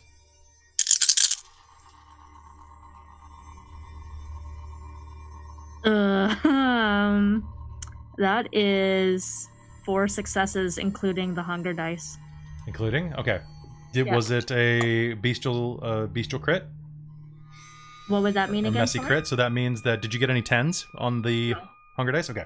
No. All right, so glancing around quickly, you will see that there is a small potted frog. It looks like a ceramic frog smoking a pipe, Oh no. and dressed in a policeman's uniform, kind of like an old British bobby, just sitting by itself among several potted plants on the deck. Rushing up quickly, you'll tip it and find a key. Leo, what do you do? So this is all happening. Nora has run over there. Mason is just about making contact with the bat on his swing. If they're over there, I'm heading into the front door unless I can see an easy way to get access to like a second story window, like something like a. I mean, trellis I can climb. Mason's about to make an easy access. All right, in which case I will just go over and move behind Mason and give him enthusiastic non-sounds from my obfuscate. All right. So Mason, as you swing forward with your bat, there is no contest. What's your strength? 3. All right. With 3 and a bat, you smash the window directly in, quickly running the bat around the frame to make sure that you don't get hit by any of the shards. And you can make it directly in. Okay. You Turn are... on. If I can, I'm going to try and turn on a light as I leave the room and head towards wherever I thought those gunshots came from. You flip the light, or go to, but realize it's already in the on position.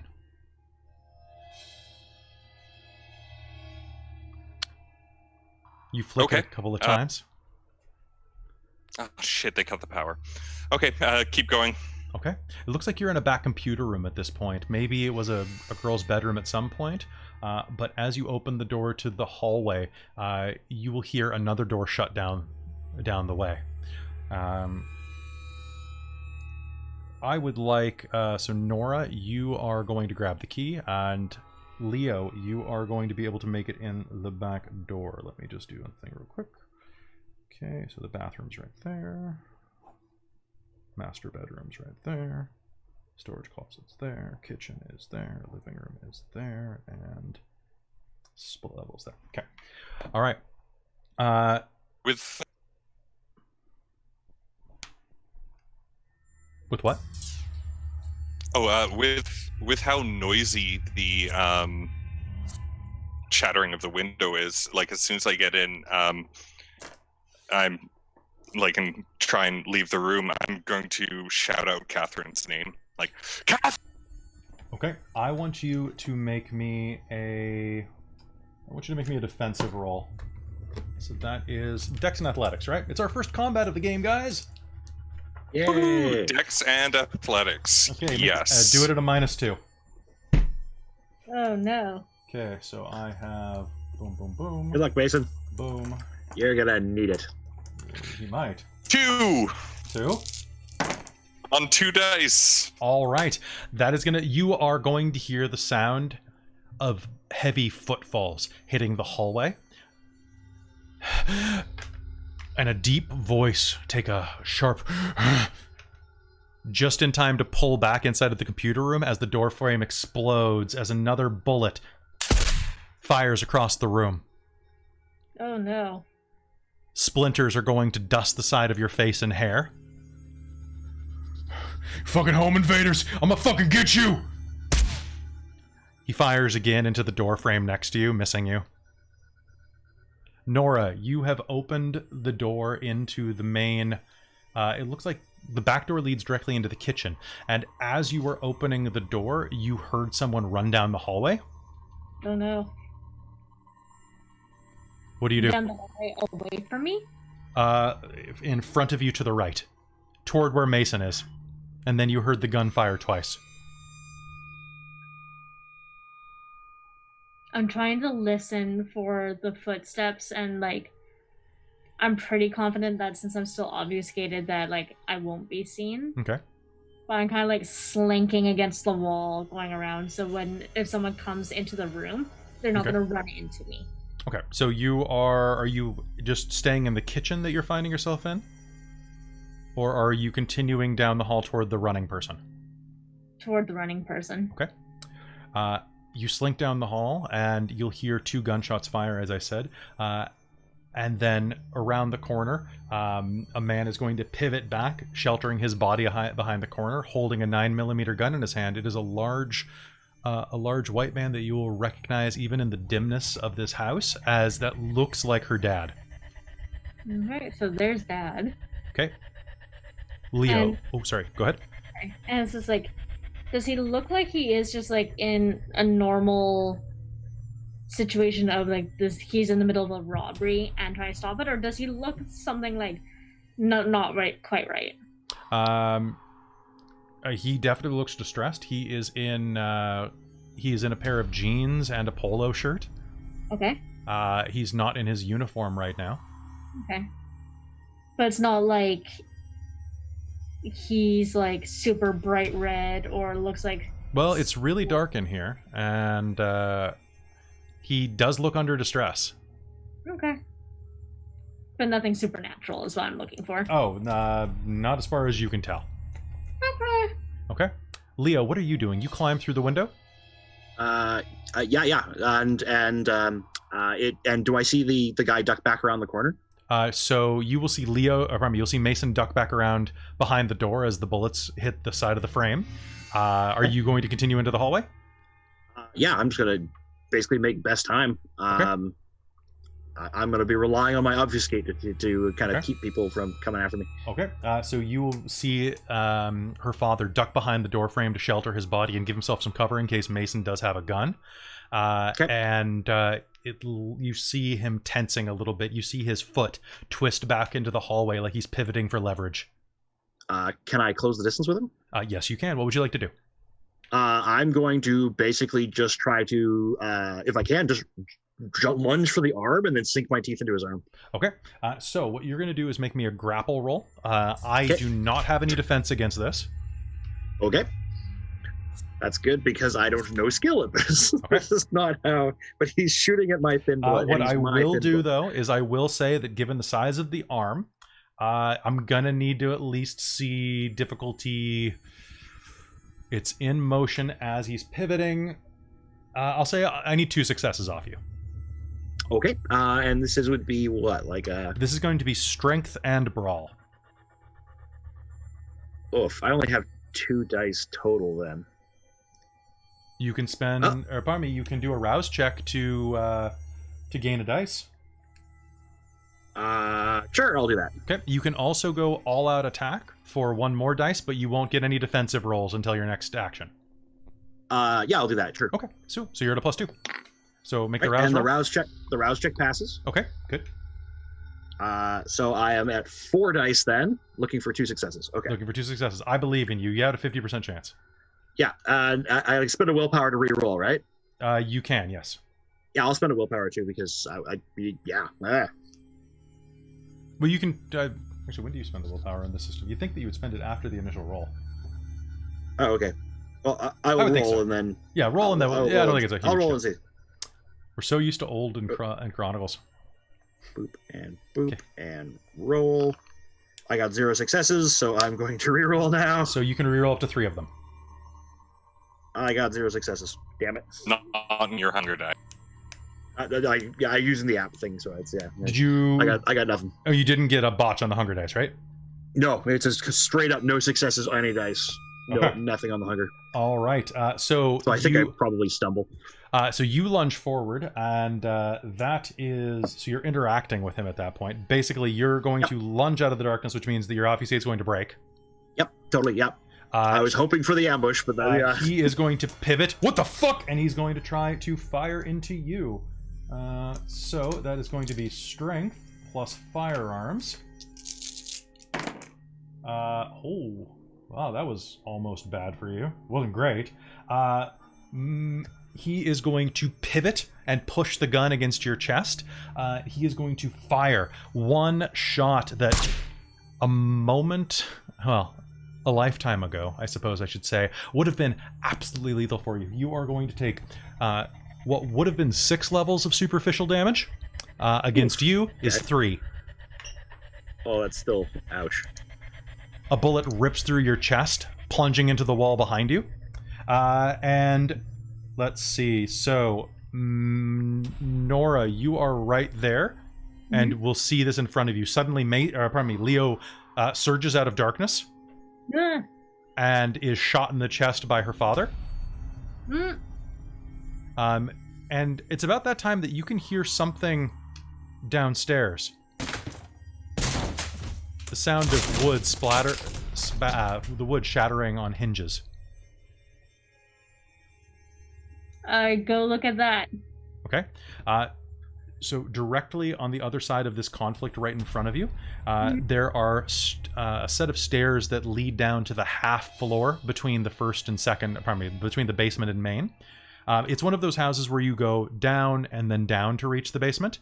So you rush toward the front door, pivoting on the landing and running down to the suite that exists on the bottom floor.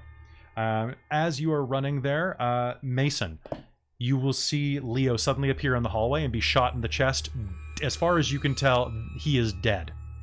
That shot should kill him.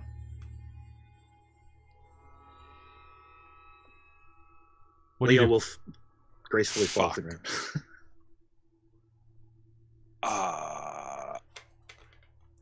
He's not attacking. Like, he's busy at the moment. You could rush in and hit him with the bat. Yeah, I'm going to. Oh fuck! But I hate this guy. Yeah, you know what? I'm going to try and hit him with the bat. Okay, sounds good. All right, so you are going to rush up, and so that is a strength plus weaponry roll. Or probably plus melee roll because it's a two-handed weapon. And defensive. 3. That beats my 1. Okay, so a baseball bat is going to do, is it 1? Plus 2 damage. Plus 2? All right, so you're going to have a threshold of 3. Which means that you are going to deal 3 levels of... You don't have any disciplines, right? So 3 levels of superficial damage to the side of his head or to his hand. Where are you aiming? So he's got his gun up like this. Get rid of the gun. That's... Okay. All right, so you are going to bring it down on his wrists, and you're going to feel the satisfying sound of bone cracking beneath. He's going to swear, and the gun is going to tumble out of his hand. And he is going to turn to you. And Leo, what do you do? If he's focused on him now, and I'm lying on the ground because I think I got floored by that one. Yep, you can stumble. I'll probably go. Yeah, I'll probably go for I'll go for his ankle and just try like sink the teeth in because that's my best way of incapacitating him. All right, sounds good. So pretty much same thing as last time, I guess.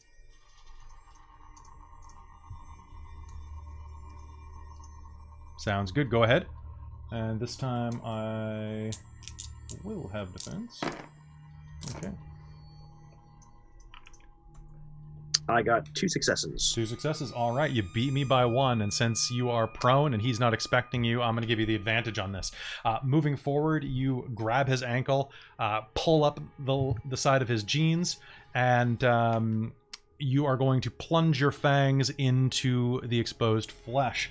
The kiss is instant, and he is going to faint, his wrist flopping dramatically as he lands, and you can see that the bone has actually been broken up the wrist.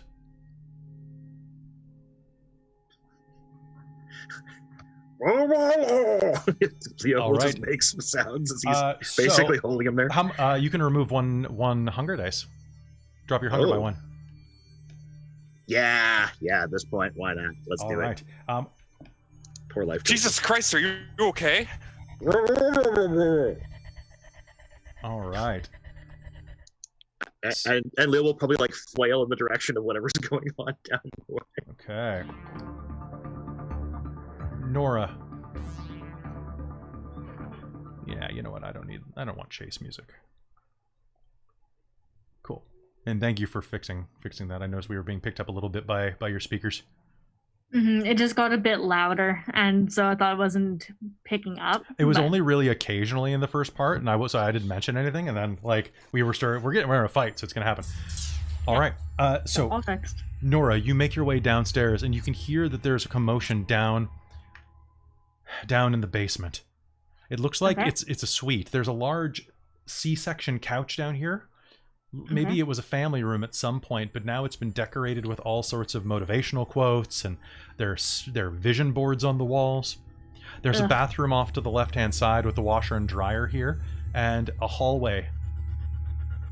Smells like college. Smells like college, and down to your left, you see that there is an exploded door. Ooh. And there's still lots of noise happening, like it didn't stop. As soon as you hit the main floor, actually, you'll hear the sound of shrieking. Get away from me! Get the fuck away from me! Okay, I will run in and see what I can see. Okay, running through the destroyed doorway to this hallway that kind of leads down to the back of the house, you will see that there is a small bedroom off the side, and you will see a large bed, a queen-size bed with a fake canopy dangling from the ceiling. The lights are off down here, and it's quite dark, aside from a couple of candles that are blowing very, very gently in the motion of people's bodies moving. On one side of the bed, you will be able to see what can only be Jillian. Blonde, petite, well-toned, hiding behind the bed. Still alive. She has something in her hands, large, probably a bat. Okay. And walking around the side of the bed is what you assume is Catherine. She's about 5'6". That's all. Still a little bit chubby from her freshman 15, but dressed in a hoodie and a pair of yoga pants. She has blood drenching every part of her torso. And you can just smell. This smells like old blood. Oh, come on, little pig. Take your punishment. So can I go up behind her? You can try, yeah. Alright, cool. Cool. What would you like me to roll for that? You can just go up behind her, but what are you gonna do?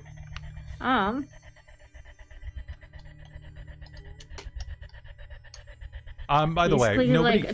sorry, go on. Nobody said they were taking stakes, but I'm assuming that everybody has a stake, maybe? Oh, yeah, I thought totally. that was assumed. Okay. Yeah. Yeah. And is it safe to say, sorry, I forgot, we think that Catherine is a vampire at this point? You think so. You're pretty... You got a hunch. Okay, because otherwise I wanted to go up behind her and stabby rip stab, or just like pull her by the hoodie and just potence her into the wall. Which one do you want to do? Do the wall. I want you to... I'm happy about the wall myself. Yeah, me too. And like, I'm trying to remember, were we supposed to bring her back alive? Well, I mean, she's already dead. Yeah, you know I... Also, we don't kill unless we have to. Like, let's wrangle her if we can. I mean, that's... And it was implied that the stake just... It's a splinter that you really don't like, right? So it's not like there's anything wrong if she got a splinter. Okay. All right. So yeah, the wall, though. Okay, so what we are going to do is... are you going to use... do you have level 2? I have up to level 2, but I didn't take anything level 2. I have lethal body and soaring leap. Oh, okay. I see. So you took both level 1s. All right. That's what I thought, like, making up the character sheet. I thought you still had to go in order to unlock the disciplines, so that's something that's different in this game. No, so you could either go to have soaring leap or you would have prowess, which is the level 2. Prowess allowed you to add your potence to your unarmed damage value and feats of strength. Would you mind if I... You have not used soaring leap, so I don't think that it changes anything. So, Cool. so I need you to make me a rouse check. So roll 1 dice and tell me if it succeeds. I rolled a 0. Okay, so that means it succeeded. Fantastic. When activated, you add your potence rating to unarmed damage and to strength rolls, basically. Strength rolls, okay. So that means basically you add strength plus potence on all of your strength rolls. Okay, cool. So instead of just normal strength. So what I want you to do right now is make me a strength and potence and brawl roll. Bruh. Oh boy. Okay. Oh honey. I have no defense because I don't see this coming.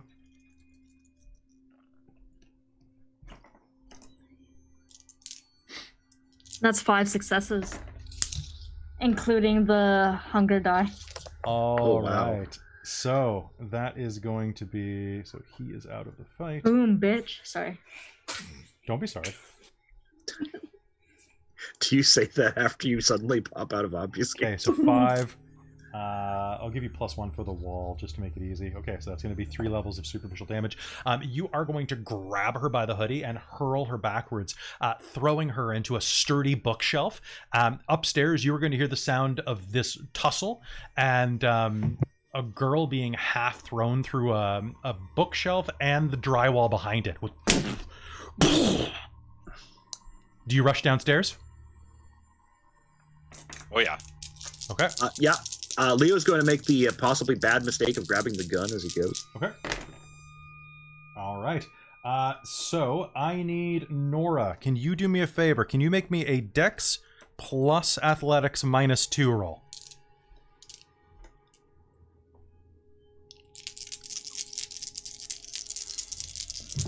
And I can't make the roll, so this is going to be hilarious.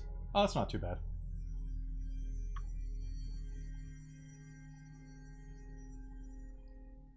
Did you get any successes?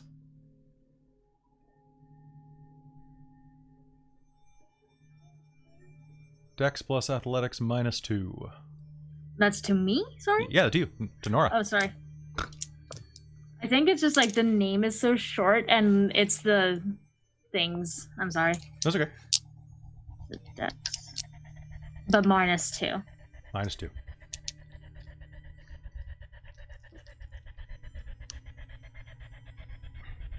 Two successes. 2 successes. All right. You will hear from the bed Jillian say, "The fuck?" And we'll hear, it wasn't a bat. You're going to hurl yourself to the side as a shotgun blast explodes into the area where you and Catherine are wrestling. Catherine is going to take a decent amount of the buckshot as it slams into the wall behind her. Mm-hmm. And Mason and Leo are going to run downstairs right as you see Nora hurl herself away from a shotgun blast. It's the problem with the chosen. Oh no! Ooh, kicked my camera. Fuck this. Wow. So somebody just went through the wall and took a buckshot of shot. So basically what you're seeing, you run down and you'll see a hallway into a bedroom. Nora leaps toward you, toward the broken door into this bedroom. As someone is slammed, a young girl is slammed against the bookshelf and is shot by a shotgun blast that Nora dodges out of the way of. Okay. And I'm going to run towards that person. The shotgun person? No. Well, actually, yeah. Let's get rid of the shotgun first. Okay. All right, so you can just rush into the room. You see that there is, from the dim moonlight, a blonde girl behind the bed holding a shotgun poised at your friend and a very bloody redhead. What are you doing? I'm going to try to... You know what? The bloody redhead looks pretty fucked up, so I'm going to try and, staying between them, grapple the blonde and try and get rid of or take the shotgun from her. Okay. All right. So go ahead and make me a strength and brawl roll. And James, I just realized oh yeah, that I messed up and didn't make you do a frenzy roll before. Oh, do I now? No, I think it's a little past the point at this point. Okay. Yeah, it's a little, but just it's one of those things we just got to remember. So. Okay. Yeah, totally. Yeah. All right, so 4. Mason, you're going to rush forward, and she raises the shotgun, seeing this large man rush out of nowhere at her. And she gives you a good fight for the first second, but you're going to be able to twist it against her grip and into your hand. And that is a good band name. Good job, Stu. Bloody red-haired girl. Okay. Now what is happening? Nora, you're on the floor. Leo, you have moved down, picking the gun up as you went. Leo, you can make it about to the door of this room since you had to get up and finish eating and so on, right? Yeah, totally. Yeah. Is it my turn now? It is. Yeah. So what would you do if you made it to the door of the room? At this point, I would probably I saw her go down. Can see Mason doing that. I'm gonna run over to the one who was shot and basically just level a gun at her and be like, "Don't move!" and just try to be intimidating as possible. Okay. I don't really have anything to back it up, but she is buried into a bookshelf. Maybe she can't dodge. But I'm not gonna shoot her. I'm just gonna basically tell her not to move. Okay, the one against the bookshelf. You're gonna just train the gun on her.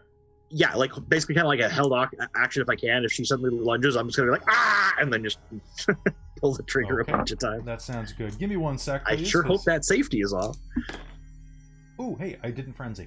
Nice. Okay, so we so why don't we go ahead and do this? Nora, you are kind of over to the side, like half on the floor, half on the bed next to where the shotgun went off. Mason, you were holding the shotgun. The girl is against the bookshelf, and you are in the doorway with the gun trained on her in case she moves. Yep. She is going to breathe very deeply. And you are going to hear a whistling noise as one of her lungs was nicked by the buckshot. And you'll hear as her lung inflates. No. I don't know who the fuck you are, but she has to die. She has to die. She has to die, or else I'm just a murderer.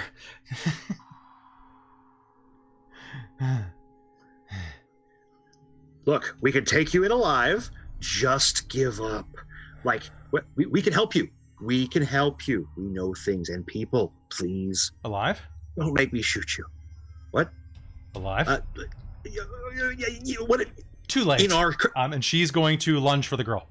So I am going to shoot her. Sounds good. I am going to try to attempt to not be shot. Okay, yep, so fair Dex enough. and Athletics. And I said I was trying to position myself between them as well. I am at Hunger 3. Okay, so that means that... So I'm going to get my defense roll. Mason, you are going to get a Strength plus Brawl roll to block me. Right on. Okay, and Nora, what are you doing? So I'm on the floor. Do I have to take time to be able to No. get up and out? No? Okay. So technically... She says she needs to die. And she's still very much focused on her and not so much on the rest of us. She's not really focused on you at all. She's trying to lunge over you. Well, if she tries to lunge, I'm gonna try to stake her. Okay, so this is what we're gonna do. I used a willpower and I got 5. You got 5? Okay, so why don't we go ahead and do this in sequence? Okay. So, James, what did Leo get? What would be it would be just firearms It's and dexterity. composure and firearms. Composure and firearms. I got just 2 dice, so this is going to be bad. I have 1 success. Okay. On hunger dice. Okay. Oh, pardon me. Not on hunger dice. Not on hunger dice. Pardon me. Okay. Because I'm down to only 1 hunger. Okay, so you are going to fire the gun. It is going to wing her, only doing 1 level of superficial damage after the impact, and after her body absorbs it. She is going to lunge. I would like... Okay, so since she is going through Nora's space first, she lunges trying to get over the bed. Nora, what you were going to do is you're going to make me a strength plus melee roll, because you can use both hands on this. Yeah. You need 5 successes to stake someone. Okay. And I can still use my potence again using that one that adds 2? Yes, before you roll, you don't forget that you can gain 1 more dice by sacrificing your defense for the turn. You can also gain 1 more dice by using a rouse check to basically, like spending blood used to be in 3rd ed. Okay, well, I'll do the defense one, so I'll add one more. Okay, you're not going to And risk then- the rouse check? Do I have to do that at the same time? You do the or- rouse check first, so roll the dice real quick. No. No? No, it wasn't a success. Okay, so your hunger goes up by 1 then. So you're at hunger 2. Yummy. Okay? Yeah, you still get the benefit. You still get the dice, so you're at strength plus potence plus melee plus 2. Okay. And good And then luck. and am I still able to use then willpower after that to You reroll? are to reroll. Now don't forget though, 2 of your dice are hunger dice right now. Yeah. So if you messy critical, it's gonna be great. Let's see what happens. So, okay. I got 2 10s. Okay. Oh, you got 2 10s? Yeah. Okay, so that's a critical. That's worth 4 successes already. My hunger dice, one was a 1 and one was a 9. Okay. So that 9's a success. So that's messy if part of a critical win, if it's a 10 only though. Okay. Yeah. And then the rest are regular 1, 2, 3 successes. 1, 2, 3 So, successes. yeah, so what it looks like is 2 10s, a 9, a 6, and a 7. And 9, then 6, one of the 7. hunger dice is a 9. So that's 8 successes? 4, 5, 6, 7, 8, yeah. Okay. So, damn. Wow. So that is Cool. that is a successful stake with 8 successes. Holy balls! So it turns into 6 after the staking gives you the first 2 levels of staking don't count. Is that what you were saying, Mason?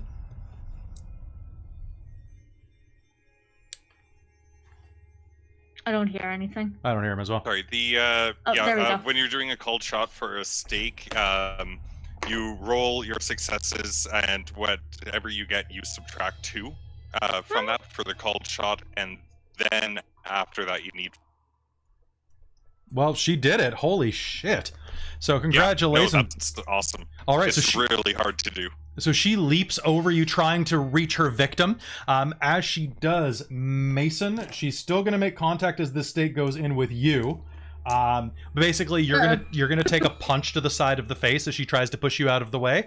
But she has no momentum behind it because suddenly Nora is on her feet, plunging a wooden shaft between her ribs. She hisses and snarls for the briefest second as she makes contact with your jaw. It's going to be bruised tomorrow. And then suddenly, she goes stiff, and you're going to be able to catch her as she propels herself toward Jillian. She is... I got her! What the fuck?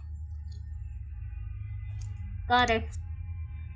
Ah, well done. Yeah, well you done. did. What the fuck is going on here? Says the girl on the floor.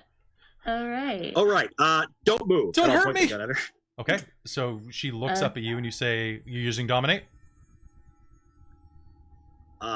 Yes. I'll be like. Well, I've only got the compel, so I don't really. I think I only can do like little tiny things. Well, saying But I'll be don't like, move is... Calm down. Oh yeah, don't move. Yeah, don't move. Yeah, I'll just do. Don't move. Okay. What do we do about her? We don't have. Out the window. What about her dad? Out the window. What- You know What what? about Fuck. her? Why don't we just put both in the? Let's put them in the trunk and take them all back, and then the freaking others can deal with them. Yeah. Let's do that. Let's do that. Okay. All right. So you gather up the 3 bodies that you have collected on this night. So that is going to be... One moment, please. There we go.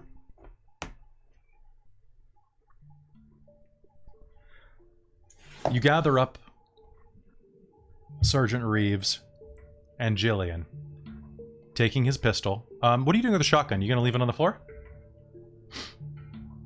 No, it's got my fingerprints on it. It does, yeah. Take it. Because you still make fingerprints, which is great. All right. So Take it. you grab your bat as well? Yep. Heading back out the main floor, you see that your friend, Frankie, is sitting on the hood of his car on his cell phone. Yeah, no, it's a false alarm. Absolutely. No, it's fine. It's fine. He gives you a thumbs up with a shrug shoulder, like, yeah. I like him. Yeah, no, don't worry. It was a false alarm. Just kids shooting cans with their dad's gun. Yeah. Thank you very much, Staff Sergeant. I appreciate it very much. Well, that was noisy as hell. But you got him. We did. We got him. Can I get all three of you to do me a favor? Can you make me a, let's say, a wits and empathy roll? Wits and empathy. Empathy.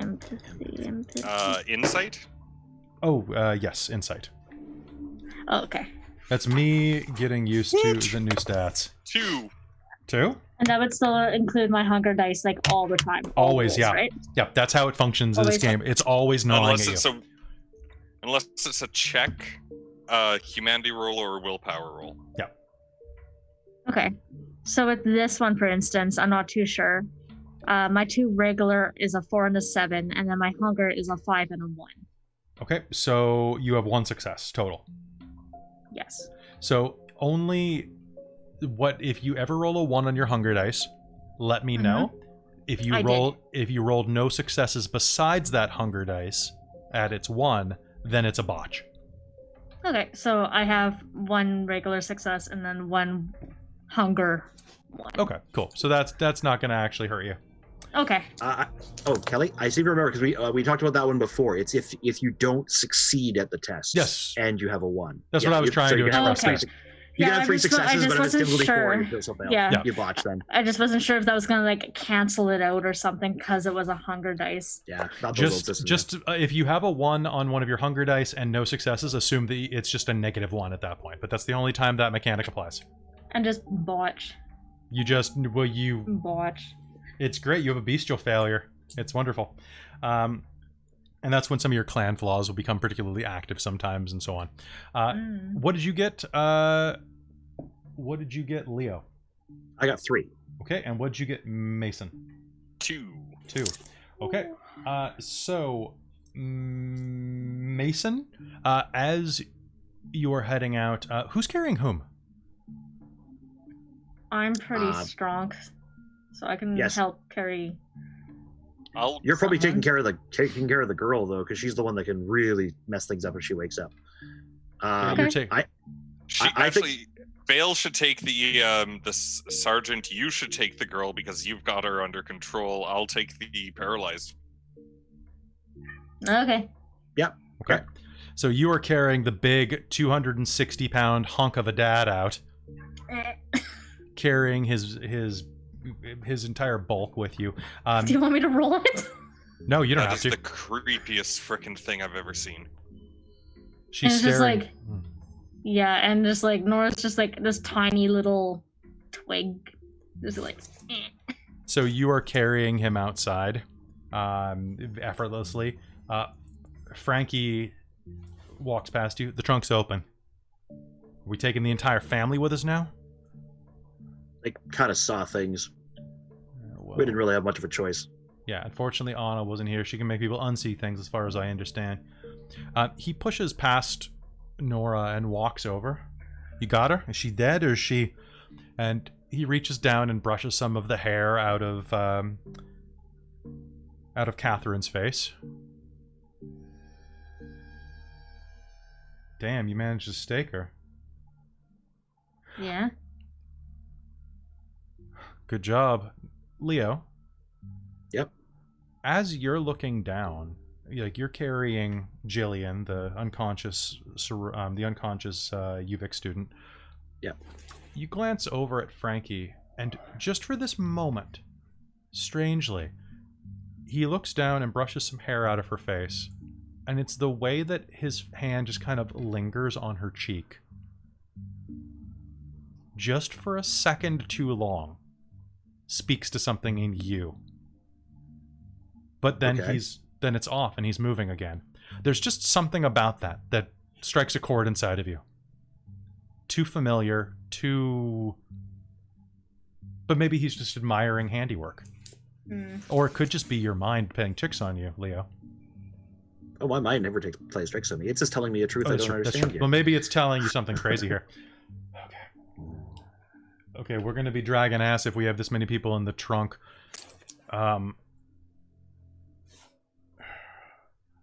Okay, give me a second. I'm gonna call a friend to... I'm gonna use a lifeline. Why don't we just steal the truck? Yeah, but Frankie turns and looks at the truck as you say that at the same time. In for a penny. Go find the keys. I don't need the keys. Yeah, but if That there looks are better if we don't. if there are keys inside, I'd check the wallet. Or check the officer's pockets. his pockets are... You know what? I'll give you a chance on this. Against all odds, he still has his keys in his pocket. There we go. All right. I guess, what is that? It's a double cap. Load him in the back. And let's get everybody somewhere safe. Do you have Did we do that pretty quick? That entire scene took place in less than 5 minutes. The cops aren't going to be coming out here. It was a false alarm reported. But neighbors are going to look, so we should get out of here quick. Yeah. Okay? Let's get Do you going. have a place to meet up? Yeah, we got a place. It's on All Broad right. Bay. All right. Let's... Anybody else going in the truck? Well, who's climbing in the truck? You take the I'm family. driving. You take the family in the truck. We'll take Miss Bitey. Can I premonition him? Yes, you may. Yes, you may. Yeah, I'm gonna totally premonition him at this point. Okay. So that's resolve plus aspects. Give me that rouse first, though, please, You got it. because that might change your dice. Yep. I'm gonna go up to 2 hunger. Hey. That's it's you know, pretty much where it was most of the game. It's gonna up down, up down. I think that's the way it works, right? I got 3 successes with a Oh. bestial failure if miss. Oh, okay. So the user can actively provoke by focusing. Determines the level of insight on the subject, and you normally need... Yep, 1 premonition per scene. Okay, this is a new scene. What you are going to get is flashes of... You're going to hear rock and roll music, like good old 1950s rock and roll music. The sound of a girl giggling. The sound of the squeaking of the leather of the back seat of a car. A gentle cooing. A deep moan. Crying. The sound of something metal and circular hitting the ground. A ring? I can't take this anymore. I can't take this. A woman's voice screams behind you. I can't take it anymore. I'm gonna go live with my cousin.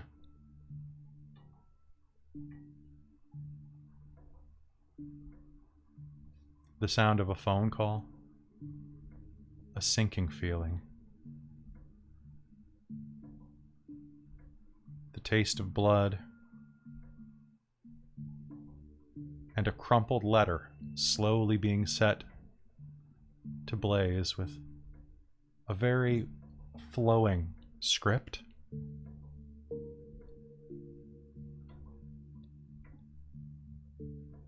I don't know if she's yours.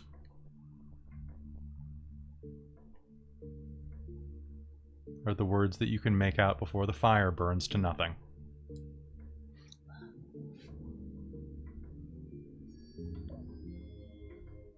But it's all aged in a kind of sepia tone. This must have... It feels like a long time ago. It smells like grease and sweat and old leather and the smell of canvas.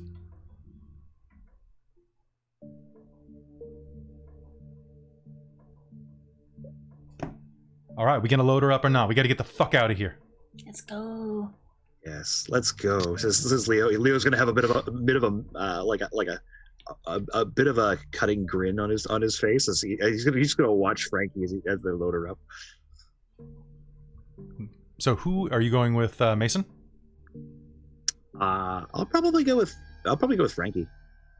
You got a creepy smile sometimes, but that's good. I'm happy you guys did good work. Actually, Nash is gonna be proud of you. Yeah, I'm glad it all worked out. So normally Who's coming with me? I need somebody to keep an eye on them. Nora, you go. take point over there. I'll go with Smiling Pete. Okay. And I'll get into the car with Mason. Okay, so you guys hop in the truck, and okay, he turns the ignition. Where are we going? Oak Bay. I have a place. Your I'll guide you there. Your house, okay. And with Yes, that, he yes. drives off. Are you guys having any conversations as you drive? I think Leo would probably talk to Frankie a little bit. Sure. About anything in particular? I think he would basically probably just ask it, basically comment on the girl in kind of like an abstract way, just trying to kind of fish for reactions. Okay, so what we're gonna do? Let's make a social combat pool roll. Okay. Okay. So if you are trying to, wow, they have rap battles listed here. So this is going to be give me convince. Nope. I'm gonna say. What do you think is a good pool for this? I think insight might be a good one. So it'd be manipulation and insight if it was going to be then. Yeah, probably. Yeah. So because you're using words to kind of, it'd be insight or persuasion. I feel like persuasion if you're drawing it out, insight if you're trying to back him into a corner verbally. Probably the latter. Okay. Yeah. So go ahead and roll that, and he will roll counter manipulation plus subterfuge. Okay. And his hunger is at 2. Oh, his hunger is only at 1. What am I talking about? Oh no! That's well, that could be worse. He didn't frenzy. What'd you get? I got 3. You got 3? Yep. Frankie looks like a lug, but he's not dumb. As you go back and forth for a little bit talking, what kind of things are you trying to goad out of him? I think I would probably start off by basically kind of talking about, trying to get a sense of his history, right? Like, all vampires have kind of pride in that, right? So I would share as much as try to draw out, and then I think I'll probably slowly lead over to kind of like, have you ever thought about what it'd be like to have children? And just kind of play to that. And see and watch how he reacts. He talks a little bit. You've got about 20 minutes before you'll get into Oak Bay, and he talks a little bit. The quick story is that he got drafted in World War II.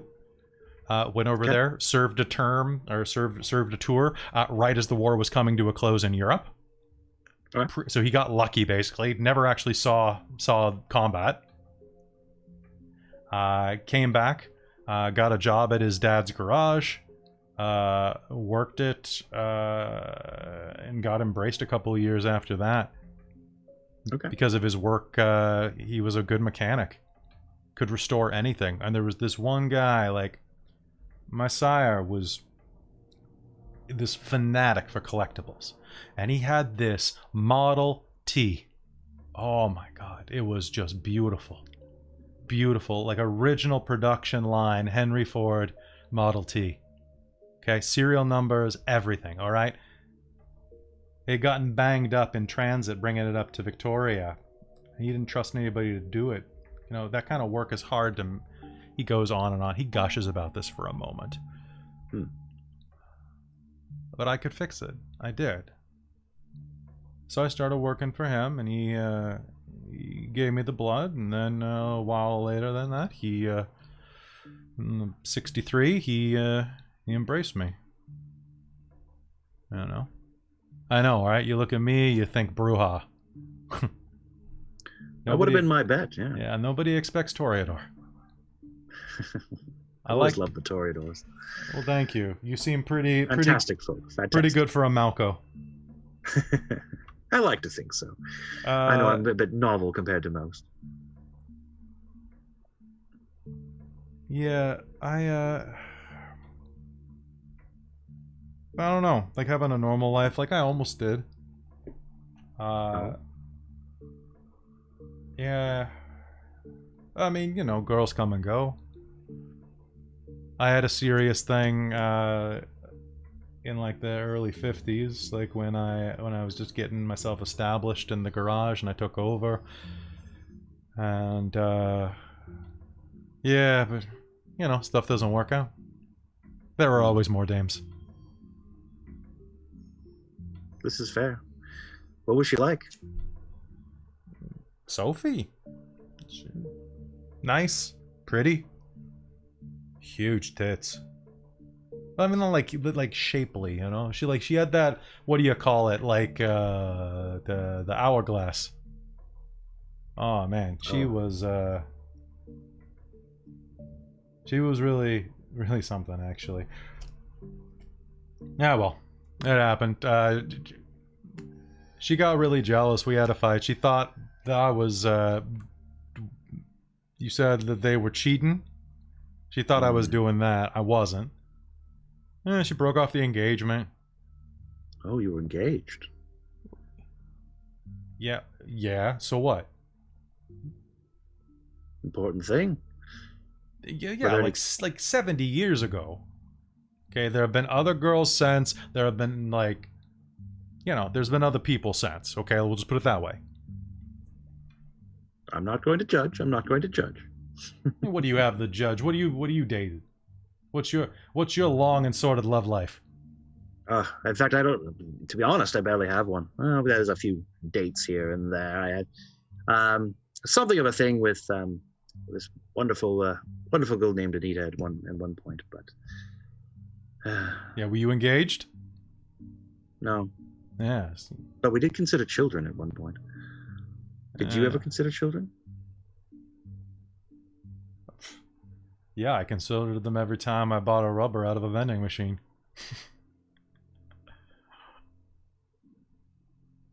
I'm kidding. No, I mean, you talk about stuff like that. Like, I'm Catholic. I was gonna have a kid, okay? But, you know, you do that shit during marriage, you know? Before then, you wear a rubber or you pull out, okay? You know, that is the Lord's way.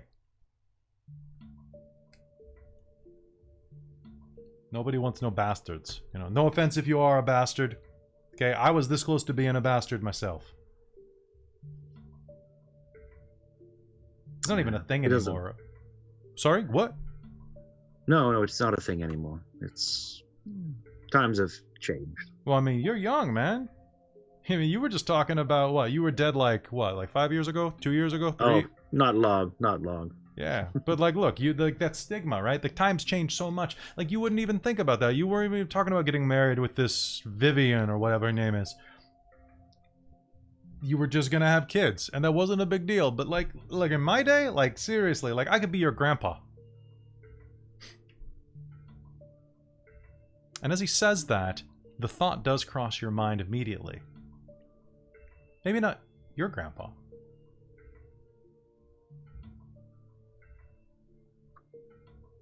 But maybe someone's in the car. This your place? Yes, this is it.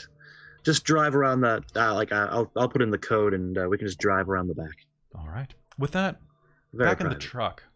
What are you two talking about, if anything?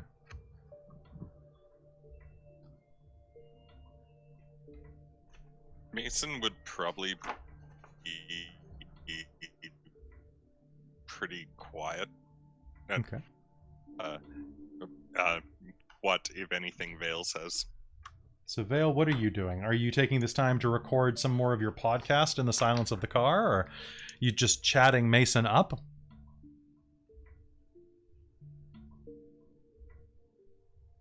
You are muted, I believe. I think you're muted. No, I'm not muted. You're not now. No, I wasn't before. Oh, weird. Your mouth was moving. I hear you now. Yeah. Oh, no, I was saying that she would be talking, like, into her recorder and leaving notes for herself for, like, going into work maybe the next night or next 2 nights. Okay. But I was saying that it's kind of funny just seeing how she's changed from the character creation, because, like, she was a lot more, like, timid enough, but then she kind of came out differently today. And, like, it's funny, she would, like, snidely look over at Mason if he's driving and be like, mud blood. But she wouldn't actually do that, though. But she's not as intimidated by him anymore, but more like, ugh. And he's probably also like, ugh. All right, so you ride mostly in silence. For the first 5 or 10, but like after a moment, like I'm just like, did you see that Leo got shot? Like, that would have killed somebody. Yeah. Jesus fucking Christ. I also have a finger in my pocket. And I realize now. And she takes out the phone. She's like, and then we'll click it. I can just get rid of the security settings on it. Funny, hey?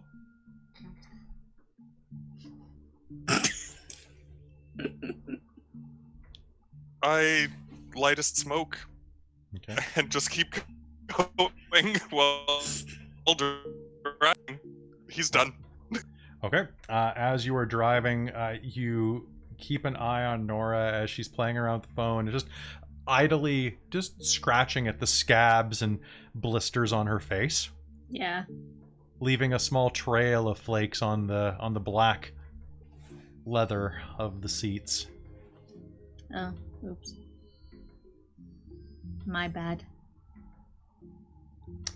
All right. You will make it back to Leo's house. And you see that the GTO pulls around the side.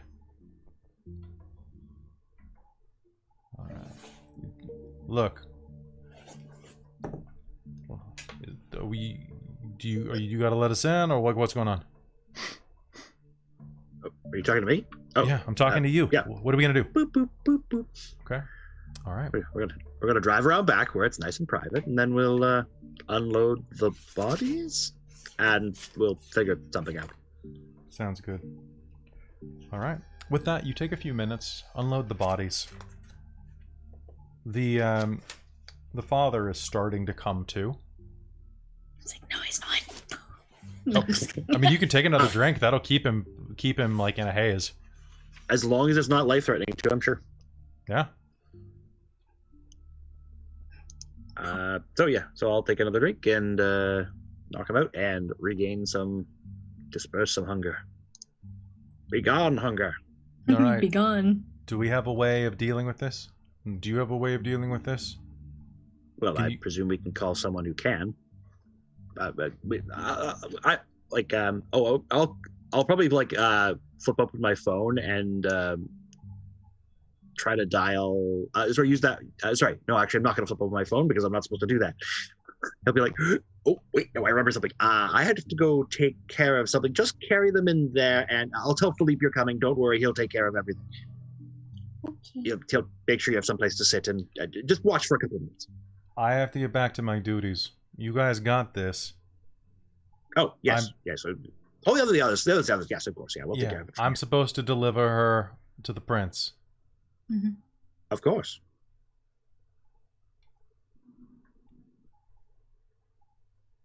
Okay. You keep her for a few minutes. I gotta get some stuff. But this is your op. Like, you got some people you gotta call for the reprogramming? Yes. Good. Those are your favors, not mine. I'm not playing that game.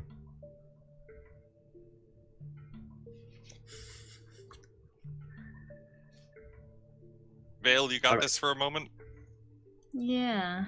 What was the name of our shadow? The name of your Mayfield. shadow? Yep. What was it, sorry? Talia Mayfield.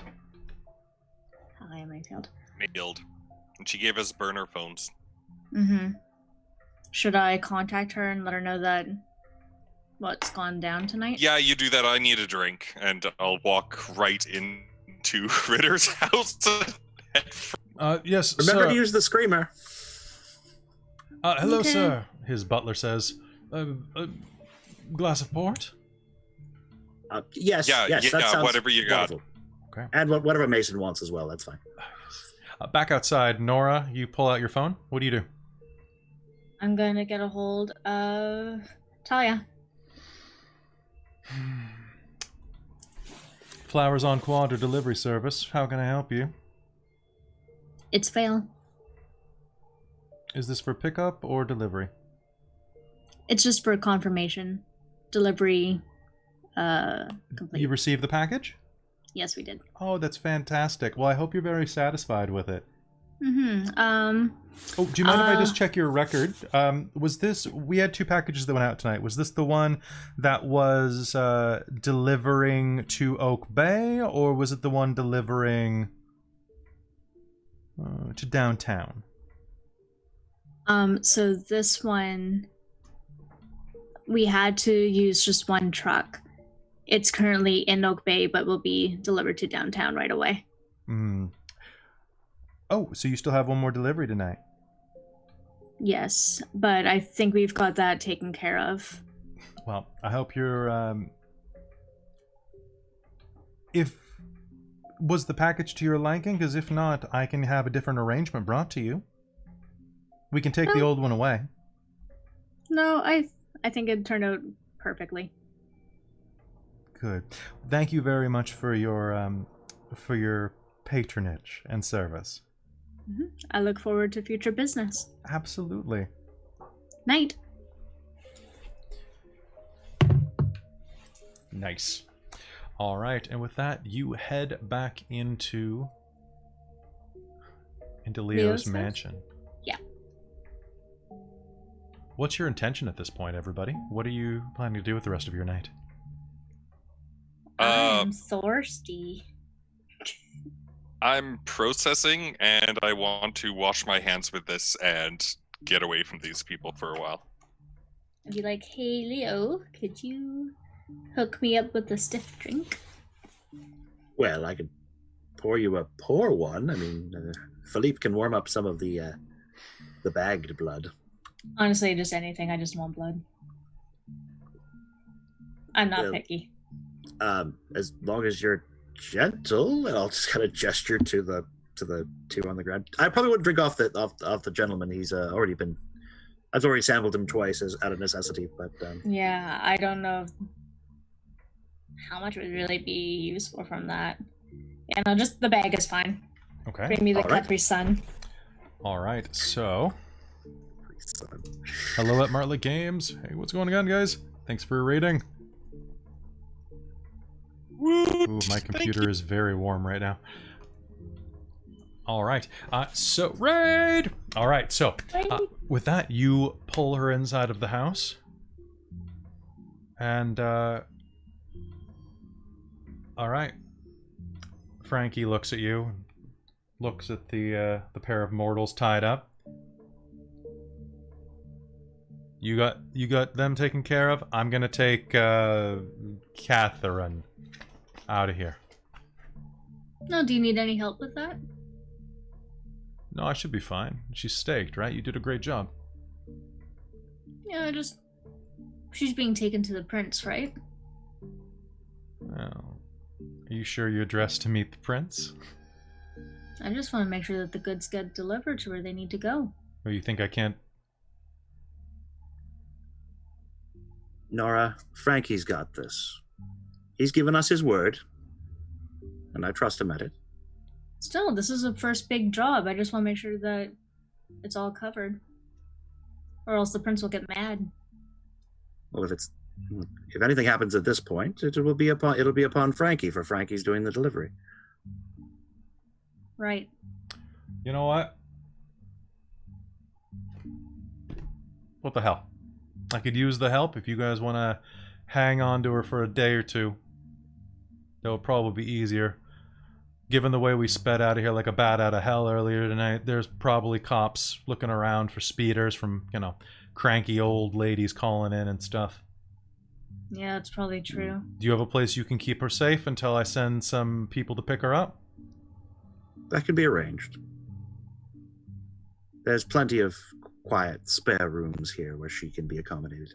Yeah, well, hopefully lightless. Oh yes, certainly. I feel bad for her, you know?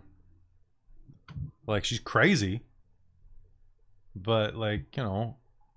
They all are at the start. Yeah, she ain't Don't got no worry. sire to help her out. We'll take good care of her. Will she end up like me? Oh no, kid, she's already, She's got more juice than you, Mason.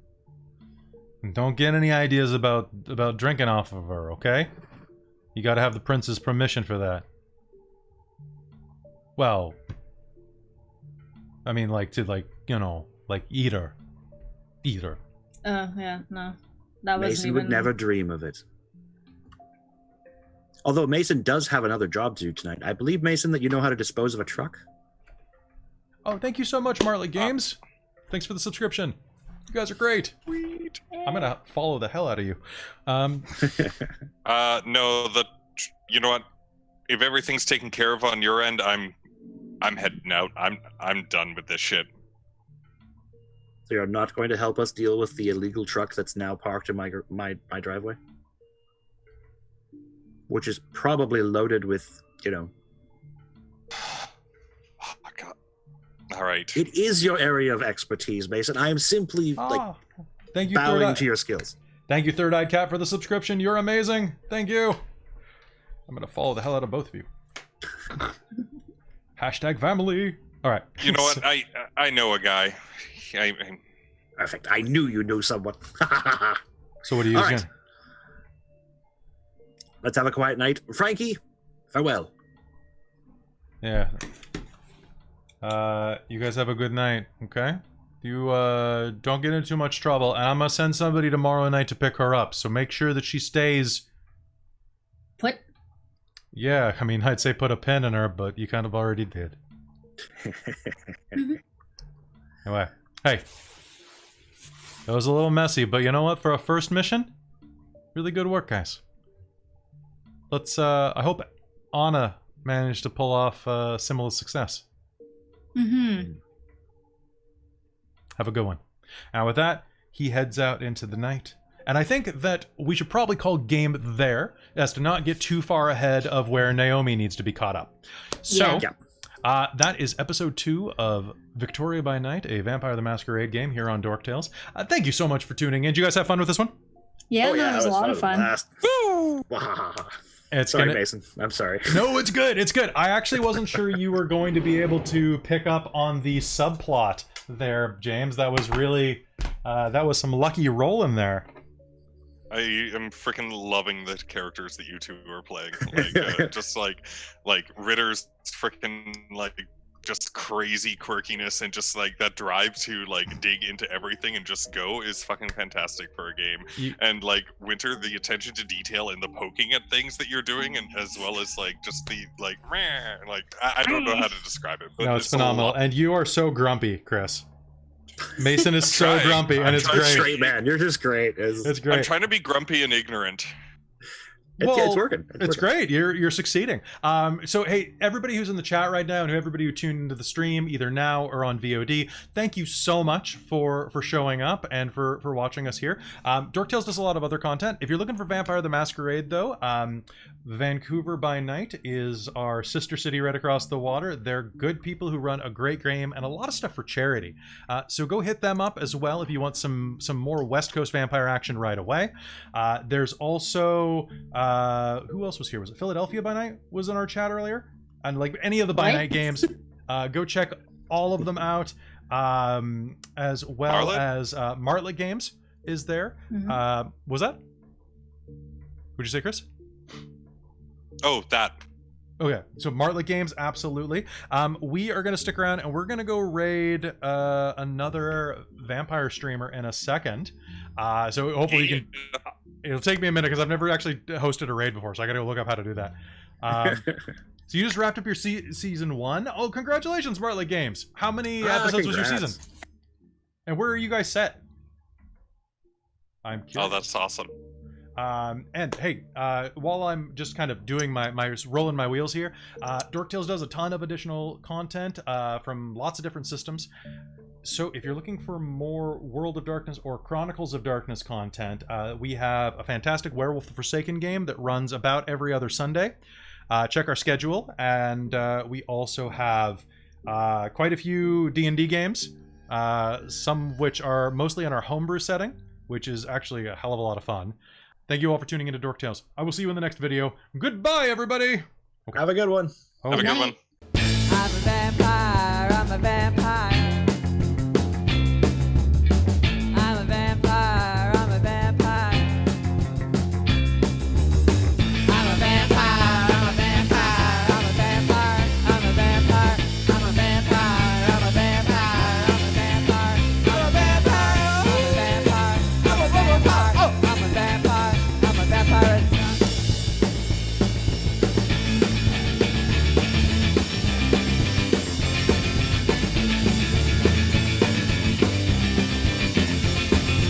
A B C D E